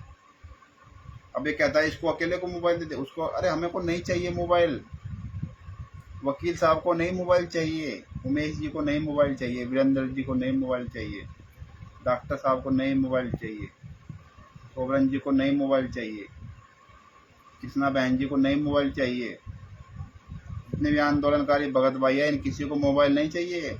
अरे 36,000 का मोबाइल तो कब तक चलाएगा? सारी ज़िंदगी नहीं चलेगा वो, ठीक है। और ये कहता है कि अब जाके मीटिंग कर ले और मोबाइल ले ले। अभी हमने कोई इनका पढ़ा था हमने स्पीकर, ये माँ पे कह रहा था कि फर्रुखाबाद में आ जाओ, हाँ मोबाइल से ही 36,000 रुपये का सारा सामान, ये इसमें इसने लिखा है, जूता खोर शशि भूषण, हरीश, उमेश, वीरेंद्र, राकेश आदि आदि अकेले अकेले क्यों लेना चाहते हैं ये बताइए। अरे हमको क्या ज़रूरत है मोबाइल लेने की? हम तो ऑलरेडी 2-2 मोबाइल रख रहे हैं, हमारे पास तो 2-2 3-3 मोबाइल है, एक से हम फेसबुक पर है, एक ही रहा हमारे पास, हमको क्या ज़रूरत है मोबाइल की, है ना। और बात रही शशि भूषण जी की, उनके पास भी 2 मोबाइल है, उमेश जी के पास 2 है, वीरेंद्र जी के पास 2 है, उनकी पत्नी का है, राकेश जी के पास भी, मेरे को शायद पता नहीं, उनके पास तो 1 है 2 है। लेकिन कहने का मतलब है कि हमने तो किसी वीडियो में बोला नहीं कि हमको मोबाइल वापस चाहिए। हमारे पास तो जितना हमने इसको सामान दिया है उनके सारे सबके फ़ोटो भी हमारे पास है, हमने सबके फ़ोटो खींच रखे हैं, लेकिन हमको उससे कोई लेना देना नहीं है। जो सामान दे दिया तो दे दिया, अरे जो दान दे दिया तो दे दिया, उससे क्या लेना देना, कुछ नहीं, ठीक है। अब ये क्या कहता है, अकेले, मतलब ये शशि भूषण, हरीश, उमेश, वीरेंद्र, राकेश आदि आदि अकेले मोबाइल क्यों लेना चाहते हैं? सार्वजनिक मीटिंग करके सबके सामने लेने को तैयार क्यों नहीं होते हैं? अच्छा, फिर आगे इसने क्या लिखा है स्टिकर में, फर्रुखाबाद में अरविंद जी के यहाँ सभी भक्तों के सामने 36,000 का मोबाइल सहित सारा सामान देते हुए और उस सामान की खरीद की वीडियो बनाकर सोशल मीडिया पर डाला गया था। किसने डाला था वीडियो? हमने डाला था, ये नहीं लिखा इसने, हरीश ने डाला था वीडियो, वो हमने डाला था। हमारे पास आज भी वीडियो यूट्यूब पे पड़ा है, ठीक है ना, सेव भी है।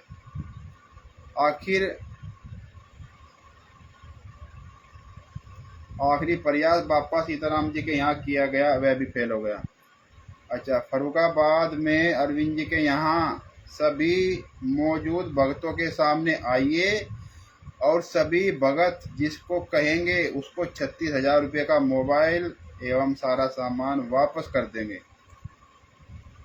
उस सारे सामान का मालिक भगत समाज है, ना कि रामचंद्र, शशि भूषण, हरीश या अन्य कोई मालिक नहीं है। अरे मालिक तो आप ही हो, उस मोबाइल के हम मालिक नहीं हैं। हमने कब कहा हम मालिक हैं? कोई वीडियो सुना दो हमने जिसमें इसने इससे कहा हो कि हमारा मोबाइल वापस कर दे। हमने नहीं कहा। हमने तो सुनने रामचंद्र चितभंगी काल के दूत, तेरे को मोबाइल दे दिया ना, जैसे सड़क किनारे भिखारी बेचारा पड़ा रहता है ना, और उसको कोई भी आके कोई कंबल दे देता है, कोई उसको रोटी देता है, कोई वस्त्र पहनने के लिए देता है, कोई उसको खाने के लिए देता है, कोई उस बीमार है तो दवाई के लिए पैसे दे देता है, दवाई दिलवा देता है। क्या वे उसको वापस लेते हैं देने वाले? नहीं वापस लेते। तो इसी तरह से समझ ले रामचंद्र तो अपने आप को क्या कहता है? यादव। अरे चितभंगी काल के दूत, जैसे दिया गया सामान, कोई कंबल वापस नहीं लेता, कोई अपने कपड़े वापस नहीं लेता, कोई पैसा वापस नहीं लेता, इसी तरह से समझ ले इन सभी आंदोलनकारी भक्त भाई बहनों ने, जिसने तुमको पैसे दिए हैं, जिसने मोबाइल दिया है, कि तुमको इस तरह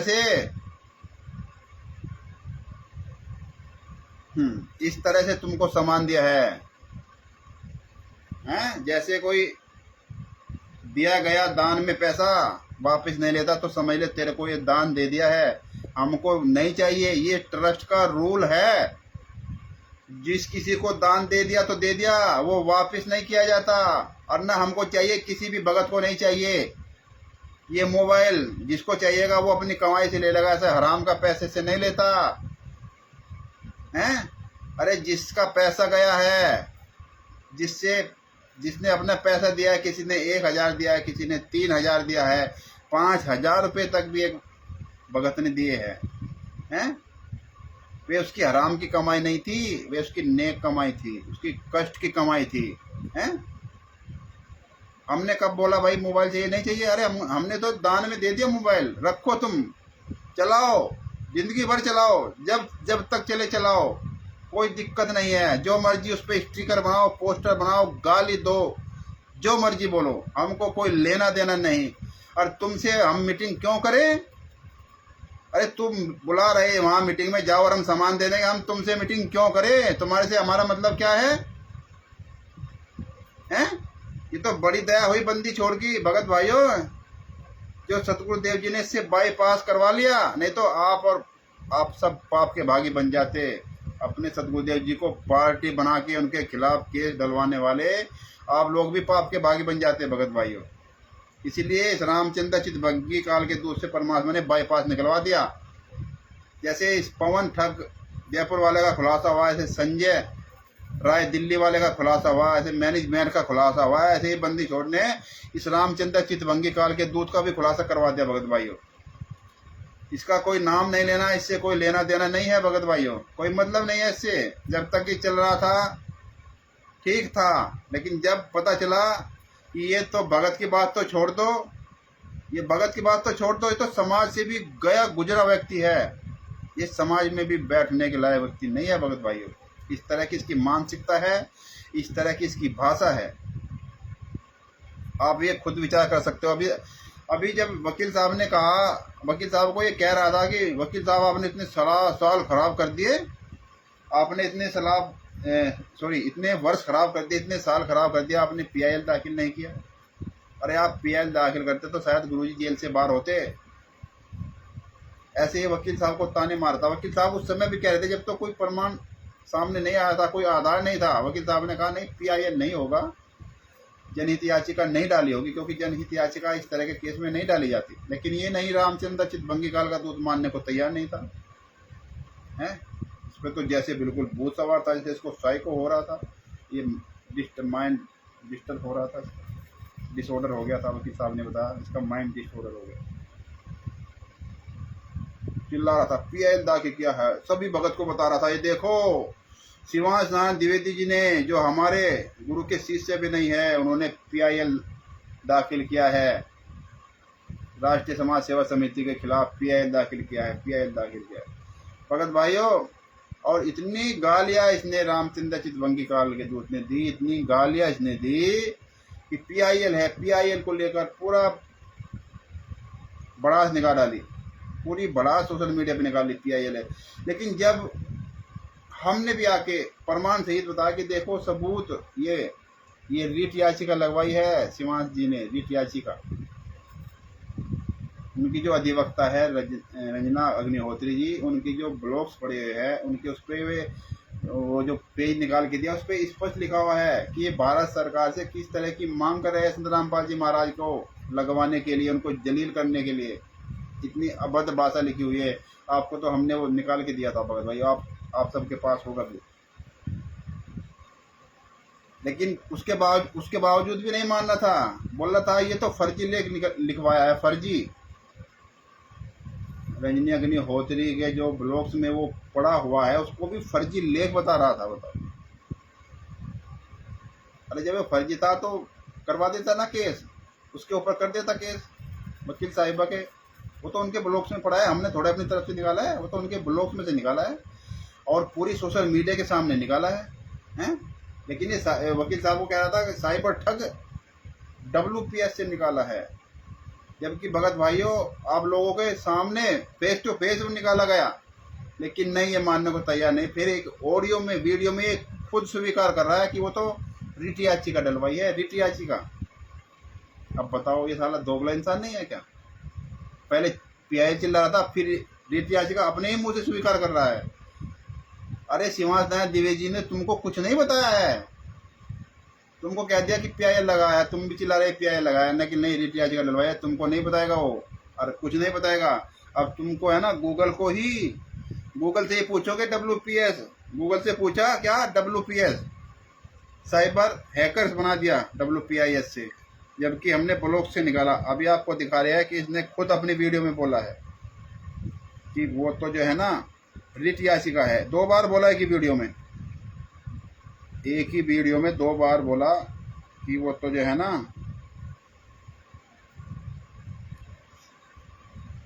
अभी हम वो देख रहे हैं, मोबाइल में पड़ा हुआ है।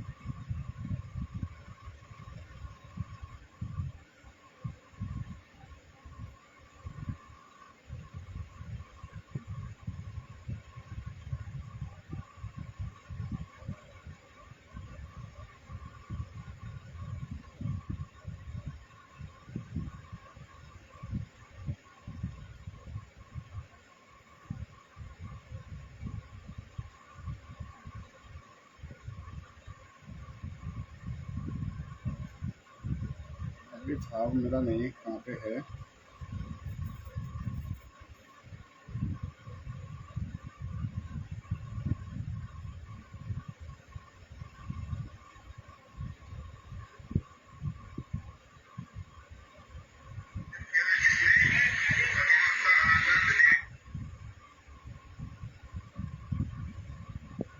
इसी तरह से इन गद्दारों ने मिल करके वो लखनऊ की जो संजना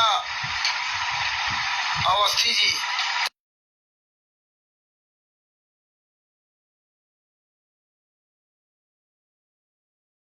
सबके सामने आगे देख लिए, ये इसी तरह ये वो लिखा गया, इसी तरह ये लिखा गया और आ गया हो गया। तुम कमीनों ने जी रंजना अग्निहोत्री जी जो एडवोकेट है हाई कोर्ट में, जिन्होंने रिट दायर की है, रंजना अग्निहोत्री जी जो हाई कोर्ट में अधिवक्ता है, उन्होंने रिट दायर की है, बोला ना।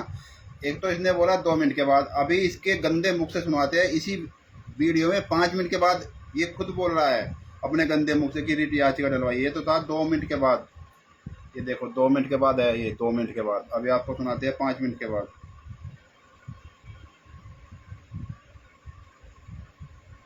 तुझे पढ़ाया लिखाया घर से बर्बाद कर दिया। थोड़े दिनों बाद अपडेट मांगने लग जाता है। ऑफिस ये जो लखनऊ में हाई कोर्ट की जो वकील है जिन्होंने रिट दायर की है, वो जिन्होंने रिट दायर की है हाई कोर्ट में, जो रंजना अग्निहोत्री वकील है, उन्होंने रिट दायर की है। देखा है?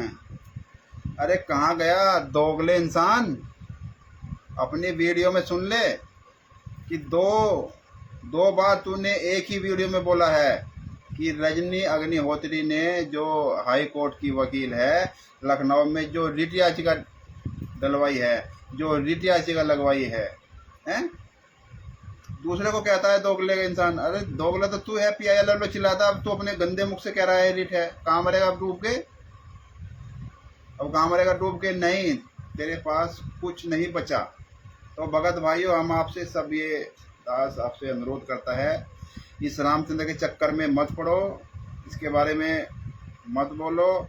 ये 1 महीना 10 दिन तक ऐसे हम लोगों को गाली देता रहा बेवजह, कोई मतलब नहीं, कोई आधार नहीं। 99% गलती इस रामचंद्र चितभंगी काल के दूत की है फरुखाबाद में। 1% वकील साहब की गलती है, वो भी ये गलती है कि वो अपनी मोहर लाना भूल गए, बस इतनी ही गलती है। और इसकी 99% गलती है, क्योंकि हम वहाँ मौजूद थे फरुखाबाद में, अरविंद जी के यहाँ पे, जहाँ पे ये पूरा प्रकरण हुआ, जहाँ पे ये पूरा मैटर हुआ। ये गुरदास जी को सत साहेब और कंचन देवी जी को सत साहेब, हिमांशु वर्मा जी को सत साहेब जय हो बंदी छोड़ को, सभी भक्त भाई बहनों को सत साहेब जो दास से फेसबुक पर लाइव जुड़े हैं। तो भगत भाइयों, हम आपसे ये बताना चाहते हैं कि ये रामचंद्र 1 महीना 10 दिन तक ऐसे फेसबुक पर चिल्लाता रहा, गाली देता रहा वकील साहब को, हमको, शशि भूषण जी को, हैं, उमेश जी को, डॉक्टर साहब को, बिंदु जी को, सोबरन जी को, कृष्णा बहन को, पता नहीं सबको इसने गाली दी। ये अकेला सच है। ये इतने सारे जितने भगत है जिसको ये गाली दे रहा है वो सब गलत है, हैं? अरे तुम्हारे अंदर तो इंसानियत भी नहीं है। भगत के दूर तो बहुत है, भगत के घर तो बहुत दूर है, हैं? गुरुजी ने बताया, तुमने एक वीडियो भेजी है, वो भी दिखाएंगे ना, सज्जन सूरमा और ये संत और ये सोना, ये जुड़ जाए 100 बार, ऐसा कुछ वो है, अभी आपको सुनाएंगे। लेकिन हिमांशु जी वर्मा जी जो है, अपने भगत भाई राकेश जी, उनका लड़का गुम हो गया किसी पता नहीं मिस्टेक से या कैसे। जिसका बच्चा गुम हो जाता है, उसकी अंतरात्मा से पूछ के देखो, उसके दिल से पूछ के देखो कि उस पर क्या गुजरती है। और उन्होंने तुम्हारे पास जो है ना स्टिकर भेज दिया कि हमारा जो है लड़का गुम हो गया। इस तरह से आप सभी भगत भाई बहन या समाज के व्यक्ति हमारी मदद करें, किसी को जानकारी हो अपने ग्रुपों में मैसेज डाले तो शायद हमारा बच्चा मिल जाए। लेकिन इसने क्या किया, रामचंद्र को चुप नहीं रह गया, इसको कि इसको हजम नहीं हुई बात, इन्होंने तुरंत वो ऑडियो बनाई और वो संगत में वायरल कर दी। अरे तुम्हारा लड़का खो गया है तो हम क्या करें, हैं? जिसको तुमने बाप बनाया है, शशि भूषण को, उसको हरीश को, उमेश को, वीरेंद्र को, हैं, डॉक्टर साहब को, सोबरन जी को, उनके पास भेजो वो वीडियो, वे ढूंढ के लाएंगे तुम्हारा बच्चा। ये इसके शब्द थे, एक आमोद बच्चा जो कुछ नहीं जानता। अरे मैटर तुम्हारा हमारा चल रहा था, बच्चों से क्या दुश्मनी है। अब तुम्हारे बच्चे वहाँ दिल्ली में पढ़ रहे हैं, तुम्हारी जो वो जिसको हम बहन जी बोलते हैं, जो तुम्हारी पत्नी है, उन सब के नंबर है हमारे पास, मोबाइल नंबर। लेकिन जो तुम्हारी जो एक गंदी ऑडियो है ना, अगर तुम्हारी ऑडियो सुना दी जाए समाज में, हैं, तो थूकेगा तुम्हारे मुंह पर ही समाज। लेकिन उस तरह की ऑडियो हम किसी भी तुम्हारे बच्चों के पास, तुम्हारी पत्नी के पास नहीं भेजी हमने, ना हम भेजेंगे, क्योंकि हम भी अब उनको अपने बच्चे जैसा मानते हैं। और तुम्हारे इतने गंदे विचार, उनका बच्चा गुम हो गया हैं, और उसको जो है टोन कस रहा है कि जाओ वकील साहब ढूंढ लेंगे, हरीश ढूंढ लेगा, उमेश जी ढूंढ लेगा, हैं, या अन्य किसी भगत के पास भेजो, हमारे से क्या लेना देना है तुम्हारा, उसको तुमने बाप बना लिया, वो खोजेंगे तुम्हारे बच्चे।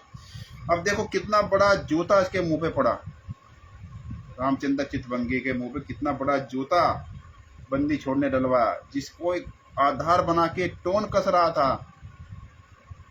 बंदी छोड़ के इतनी बड़ी दया हुई उस वकील साहब के द्वारा ही। सतसाहिब चैरिटेबल ट्रस्ट के जो हमारे राष्ट्रीय प्रबंधक शशि भूषण सिंह जी, बिहार के सीनियर एडवोकेट शशि भूषण सिंह जी, जिनका मोबाइल नंबर है 99-315-92-093, उनके द्वारा ही बिहार में वो बच्चा मिल गया। कहाँ पे? बिहार में कहीं मिला था, ध्यान दिमाग से निकल गया, कहाँ पे? दरभंगा में, हाँ दरभंगा, बिहार दरभंगा में वो बच्चा मिल गया। और वकील साहब के कुछ कांटेक्ट हुए वहाँ पे जाके, तो वकील साहब ने अपने माध्यम से उस बच्चे को किसी भगत के यहाँ पे रुकवा दिया। ये देखिए बंदी छोड़ की दया, जिसको ये टोन कस रहा था उनके द्वारा ही बच्चे को सुरक्षित स्थान पर पहुंचाया गया। अब ये देखो कितना बड़ा जूता इसके मुंह पे लगा। बिल्कुल इसको साइको हो गया, फिर साइको से बना, यानी एक सनकी व्यक्ति, पागल की तरह, इसका माइंड डिसऑर्डर हो गया, जो वकील साहब कह रहे थे। और वो पीआई चिल्ला रहा था, वहाँ पे रिट दायर की गई, वो भी परमेश्वर का बहुत बड़ा जूता इसके मुंह पे लगा। तो इससे स्पष्ट होता है भगत भाइयों, 2016 से 2025 खत्म हो गया। ये आप समझ लो, 2016 से 2025 है। जो ये चिल्ला रहा था मैं 2016 से 2025 तक अकेला लड़ता रहा, अकेला चलो वार अपनाता हूँ, हैं, वो अब खत्म हो गया। 2025 जाने को है, तो 2016 भी जा चुका है। अब आप समझ रहे होंगे कि ऐसा होगा वैसा कुछ नहीं होगा भगत भाइयों। वकील साहब ने बहुत इसकी हेल्प की है। हम तो क्या ये नहीं कहेंगे कि हमने क्या हेल्प की है, ये तो बंदी छोड़ जानता है या खुद जानता है। हमने अपनी किसी भी ऑडियो वीडियो में ये नहीं बोला कि हम इसके साथ वहाँ गए, हमने ये किया वो किया, नहीं, जो किया था कर दिया, बात खत्म। हमारे पास आए, हमको जो करना था कर दिया, ठीक है ना। अब ये गाली देता है, उसका खैर समय आने पे बताएंगे क्या करना है। तो अभी इसने एक वीडियो और भेजी है, संत और सूरमा टूट जड़े 100 बार और कच्चा घड़ा, वो कैसे बताया ना आपको, वाणी सुना रहे। इसने रामचंद्र चितबंगी, अपने आप को यादव कहने वाला काल के दूत, ने ही वो वीडियो भेजा है। इसको ये अब ये पता नहीं है क्या वीडियो भेज रहा है, किसको भेज रहा है। जी भगत जी, हिमांशु जी, जी दरभंगा में मिला था, बिल्कुल जी। अरे भगत जी, हिमांशु जी, सॉरी राकेश जी, आपकी जो आईडी है हिमांशु वर्मा के नाम से है, तो हमारे मुंह से ऐसे ही निकल जाता है कि हिमांशु जी। अरे राकेश जी, बिल्कुल आप सही कह रहे हो, आपको भी इसने गाली दी, बहुत अभद्र गाली दी, ये सबको गाली देता है। तो ये भगत समाज स्वयं निर्णय करे कि ये भगत है, जगत से भी गया गुजरा व्यक्ति है, और हम लोग इसको भगत समझ रहे थे। अरे भाई, बहुत वकील साहब जो इनसे उम्र में भी सीनियर है और ज्ञान में भी सीनियर है, 35 साल से जो वकालत कर रहे हैं, जब ये कोई बात कहता तो वकील साहब भी बीच में टांग नहीं अड़ाते, चलो भाई ये गुरुजी के लिए बोल रहा है, कोई बात नहीं, इनके पीछे ही हो लेते हैं। लेकिन अब पता चला ये भगत है या जगत से भी गया गुजरा इंसान है। ये लोग आप स्वयं निर्णय करें। ये देखो, अब आपको एक वीडियो सुना रहे हैं जो इसने हमको शायद आज भेजा या कल भेजा है। अभी स्टिकर बना रहा था ये किसी के नाम से, उसमें लास्ट में इसने भेजा है। पुण्यात्मा परमात्मा बताते हैं कि सोना सजन और संत ये टूट जुड़े 100 बार, दुर्जन और पाका कलश एक धक दरार। जैसे मटका होता ना घड़ा पक्का, वो एक बार थोड़ी सी क्रैक हो गया तो दोबारा नहीं सेट हो सकता, उसको कितना कुछ कर ले उसमें नारी की नारी वो पहचान रहेगी। ऐसे दुष्ट व्यक्ति एक बार नाराज हो गए वो सेट नहीं होते। और ऐसे ही दुष्ट व्यक्ति एक बार नाराज हो गए तो वो सेट नहीं होते। ये सतगुरुदेव जी आपको लाइव बता रहे हैं। एक बार भगत भाइयों, आपने शायद तो आपने सुनी तो है, लेकिन एक बार दोबारा फिर इसको रिपीट कर देते हैं, कोई बात नहीं। पुण्यात्मा परमात्मा बताते हैं कि सोना सजन और संत ये टूट जुड़े 100 बार, दुर्जन और पाका कलश एक थक दरार। जैसे मटका होता ना घड़ा पक्का, वो एक बार थोड़ी सी क्रैक हो गया तो दोबारा नहीं सेट हो सकता, उसको कितना कुछ कर ले उसमें नारी की नारी वो पहचान रहेगी। ऐसे दुष्ट व्यक्ति एक बार नाराज हो गए वो सेट नहीं होते। और दुष्ट व्यक्ति एक बार नाराज हो गए तो सेट नहीं हो सकते। कोई चाहे कितनी भी खुशामद कर लो, कितनी भी उसकी बात करो, एक बार जो वो रुष्ट हो गए फिर वो सेट नहीं हो सकते। सोना और सजन अध्यात्म और संत भक्त थोड़ी एक बार कवासनी हो भी गई तो कभी याद भी नहीं रखते मेरी किसी कभी लड़ाई हुई थी। हाँ, वो सोना और जो संत होता है, भगत होता है, वो कभी याद नहीं रखता। ये बात गुरुजी बता रहे हैं अपने मुखारबिंद से कि हमारी कभी लड़ाई भी हुई थी वो भूल जाता है। जैसे आपने खुद देखा भगत भाई वकील साहब को, आपने देखा वकील साहब का हाव भाव, क्या वो इस तरह से गाली देते हैं? क्या वो इस तरह से बोलते हैं? अरे वे उन्होंने तो वहाँ पे बोल दिया चलो जो पिछली बात हुई तो हुई, लेकिन नहीं, इसको तो जाना ये वो पूरा भरा हुआ था, ये तो मानने को तैयार नहीं था। इसने तो पूरे वो ऐसा स्वभाव होता है। जैसे सोने का कोई आभूषण है उनको टुकड़े कर दिए और फिर दोबारा उसको बना दिया जाता है आभूषण, उसकी पहचान भी नहीं रहती, ऐसा मेल खा जाता है, दोबारा उसकी पहचान नहीं रहती। ये बेजाय इसने चितभंगी, ये रामचंद्र जो अपने आप को यादव कहता है ना, यादव कैसे होते हैं तो खैर आपको पता है। ये रामचंद्र जो अपने आप को यादव कहता है, चितभंगी काल का दूत, इसने भी ये वीडियो भेजी है। अब ये भगत समाज स्वयं निर्णय कर लेगा भगत भाइयों की ये भगत है या जगत से भी गया गुजरा इंसान है। ये भगत भाइयों ये क्या समझेगा? हाँ बिल्कुल, ये परमात्मा की वाणी क्या समझेगा, क्योंकि इसकी बुद्धि काल की गिरफ्त में चली गई, इसको साइको हो गया, इसका माइंड डिसऑर्डर हो गया।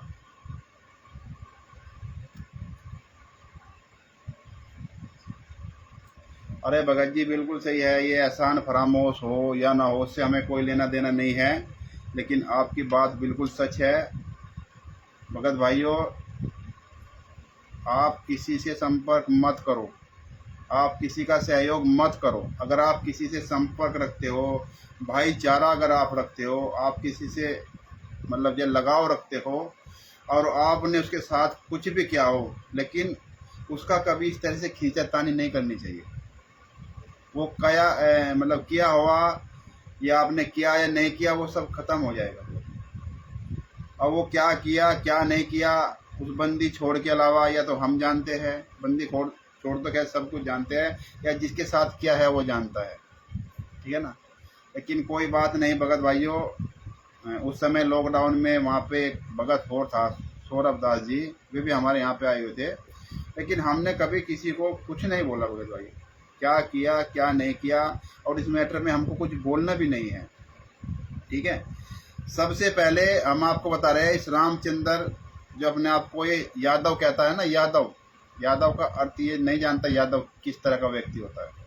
क्या समय रहेगा जब हम आपको किस दिन इस टॉपिक पे बताएंगे यादव किसको कहते हैं। तो इस चितभंगी काल के दूत ने सबसे पहले इसने रात को जब वहाँ से आ गए, उसके बाद में इसने हमको फ़ोन किया शाम के समय इसने फ़ोन किया। तो हमारे यहाँ पे जब हमारे पिताजी एक्सपायर हो गए थे तो घर पे मेहमान आए हुए थे और हम कुछ सामान लेने के लिए हम हमारी पत्नी मार्केट गए थे बाइक पे। तो इसका फ़ोन आया तो मेरे ने लीड नहीं लगा रखी थी, ऐसे मैंने फ़ोन उठाया कान में लगा लिया तो आवाज़ नहीं, एक हाथ से हम बाइक चला रहे, एक हाथ से हमने फ़ोन लगाया तो आवाज़ कुछ आ रही थी कुछ नहीं आ रही थी, लेकिन हाँ इतना पता चला था कि रामचंद्र का फ़ोन है। मगर भगत जी आवाज़ नहीं आ रही है, हम आपको शाम को हम आपसे बात करेंगे। तो शाम को हम यहाँ घर पे आए, पता चला मेहमान इतने गेस्ट आए हुए थे तो हमको समय नहीं मिला इससे बात करने के। तो इसने क्या किया, जब हमने इससे बात नहीं की, समय हमको नहीं मिला, इसने हमको रात में ही ब्लॉक कर दिया, रिमूव कर दिया ग्रुप से। और रात को जो है ना इसने फेसबुक पर आकर लाइव सोशल मीडिया के सामने पूरी मतलब ऐसी की तैसी कर डाली वकील साहब की सबकी। और फिर अगले दिन इसने क्या किया, हमारे पास एक मैसेज लिख के डाला कि भगत जी आपका परिवार बहुत अच्छा है, आप लोग भी बहुत अच्छे हो और हम आपके खिलाफ कोई भी शब्द अभद्रता वाला नहीं बोलेंगे, आप चाहे कुछ भी बोलो लेकिन हम नहीं बोलेंगे।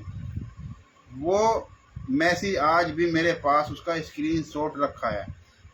लेकिन कुछ बात नहीं, हमने नहीं बोला भगत भाई। 1 महीना 10 दिन तक हम नहीं बोले इस रामचंद्र चितभंगी काल का दूत, जो अपने आप को रामचंद्र वो कहता है, क्या बोलते हैं, यादव, जबकि चितभंगी काल का दूत है। अब तो खैर आप सबको पता चल गया।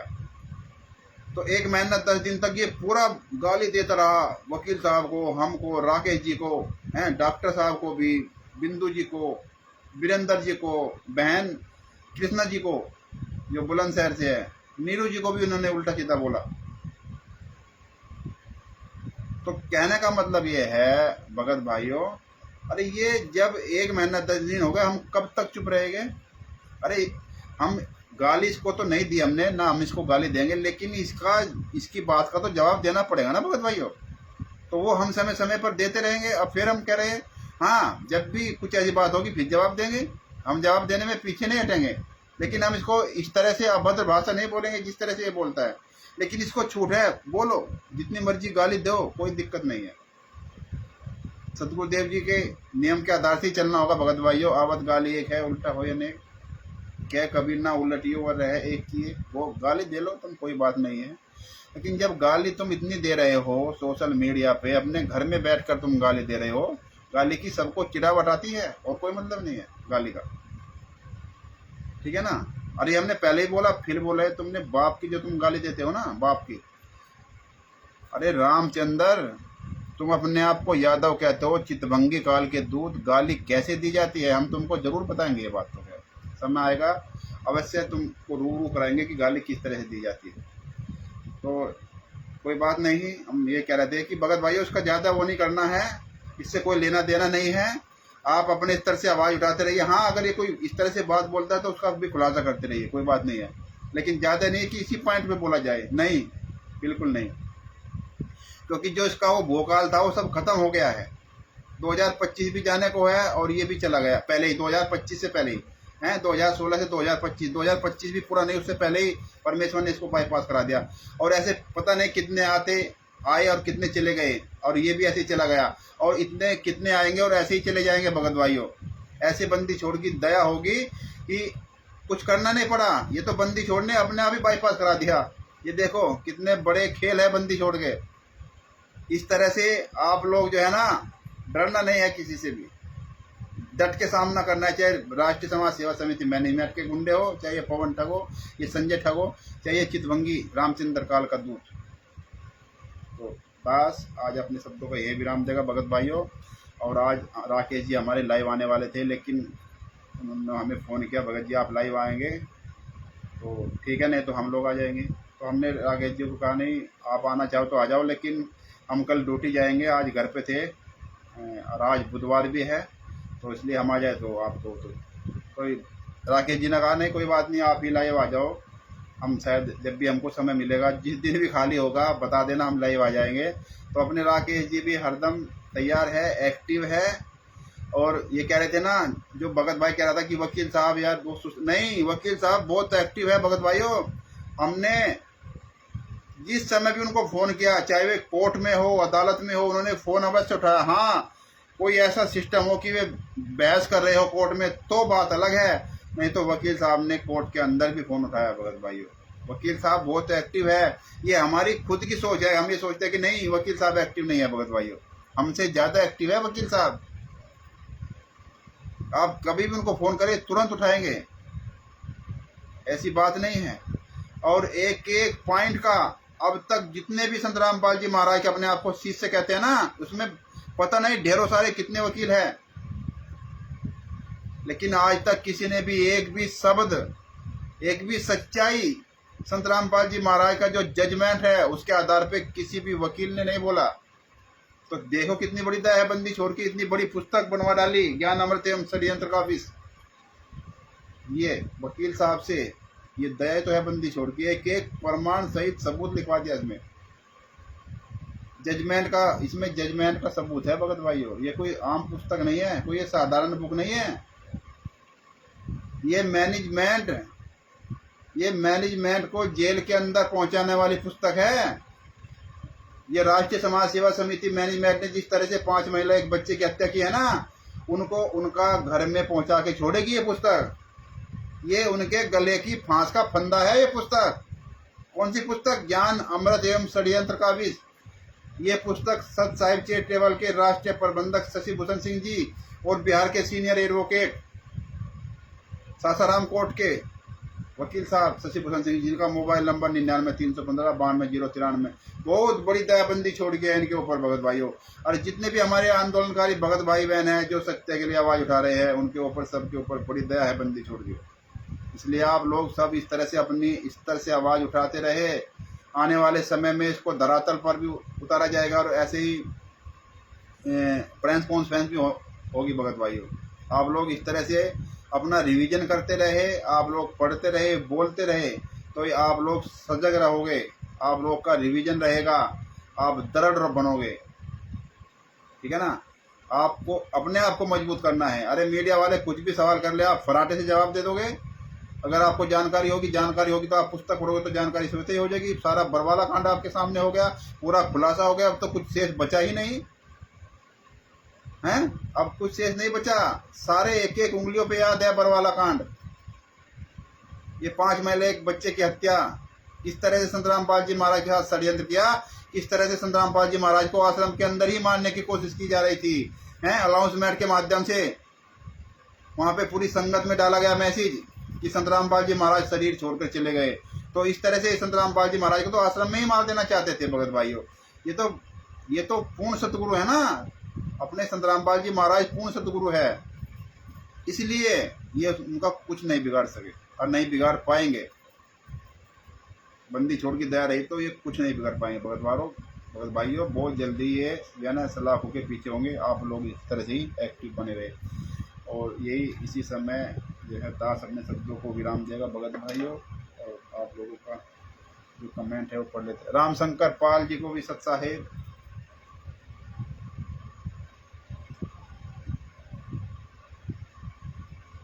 हाँ जी भगत जी, बिल्कुल बिल्कुल सही बात कह रहे हो आप। इसने रामचंद्र चितभंगी काल के दूत ने जो है ना, ये पवन ठग और ये जो है ना संजय राय दिल्ली वाले, इनको भी पीछे छोड़ दिया। जी भगत जी, रामशंकर पाल जी, आपने बिल्कुल सही कहा। अब देखो ये कमेंट आ रहे हैं भगत भाइयों, हम तो नहीं किसी को बता रहे हैं। इनके जो कर्म है ना, वो ही इनको ले डूबेंगे भगत भाइयों। आपको और हमको कुछ नहीं करना है। आपको और हमको तो सिर्फ एक्टिव रहना है, अपने गुरु के प्रति हो रहे अत्याचारों का खुलासा करना है। और ये रामचंद्र चितभंगी काल के दूत अपने आप ही मर जाएंगे। इनके कर्म ही ऐसे है, ये खोटे कर्म ये जो करेंगे ये खुद ही मर जाएंगे। ये पता नहीं किस किस का खुलासा करेगा। अरे खुलासा तो तुम्हारे करवाते बंदी छोड़ने, सबसे पहले तो खुलासा तुम्हारा ही होगा। फरुखाबाद में 6 तारीख को ही तुम्हारा खुलासा हो गया था। 6, 7 और 8, ठीक है ना। 6 को शाम को हमने मोबाइल दे दिया, उस समय तुम्हारा जो है ना वहाँ पे ड्रामा शुरू हो गया था। तो ये अब तुम किसका खुलासा करोगे? खुलासा तो बंदी छोड़ने तुम्हारा फरुखाबाद में स्टार्टिंग में ही करा दिया था। अब तो कुछ शेष बचा ही नहीं। अब ये भगत है या जगत है, या जगत से भी गया गुजरा है। भगत समाज ने सब स्पष्ट हो गया, क्योंकि अब कोई ऐसा नहीं है कि किसी को नहीं पता। ये सोशल मीडिया पर सभी भगत भाई बहन या समाज के व्यक्ति सब एक्टिव रहते हैं। जैसे भी कोई पोस्ट गिरी, कोई मैसेज आया, तुरंत उसको देख के एकदम पढ़ लेते हैं और अपनी बुद्धि विवेक से स्वयं निर्णय करते हैं। इसलिए अब वो सिस्टम नहीं है कि किसी को आपने मैसेज डाल दिया किसी को नहीं पता। अब तो ये सोशल मीडिया का जमाना है, तुरंत एक के पास भेजो अनेकों के पास चला जाता है।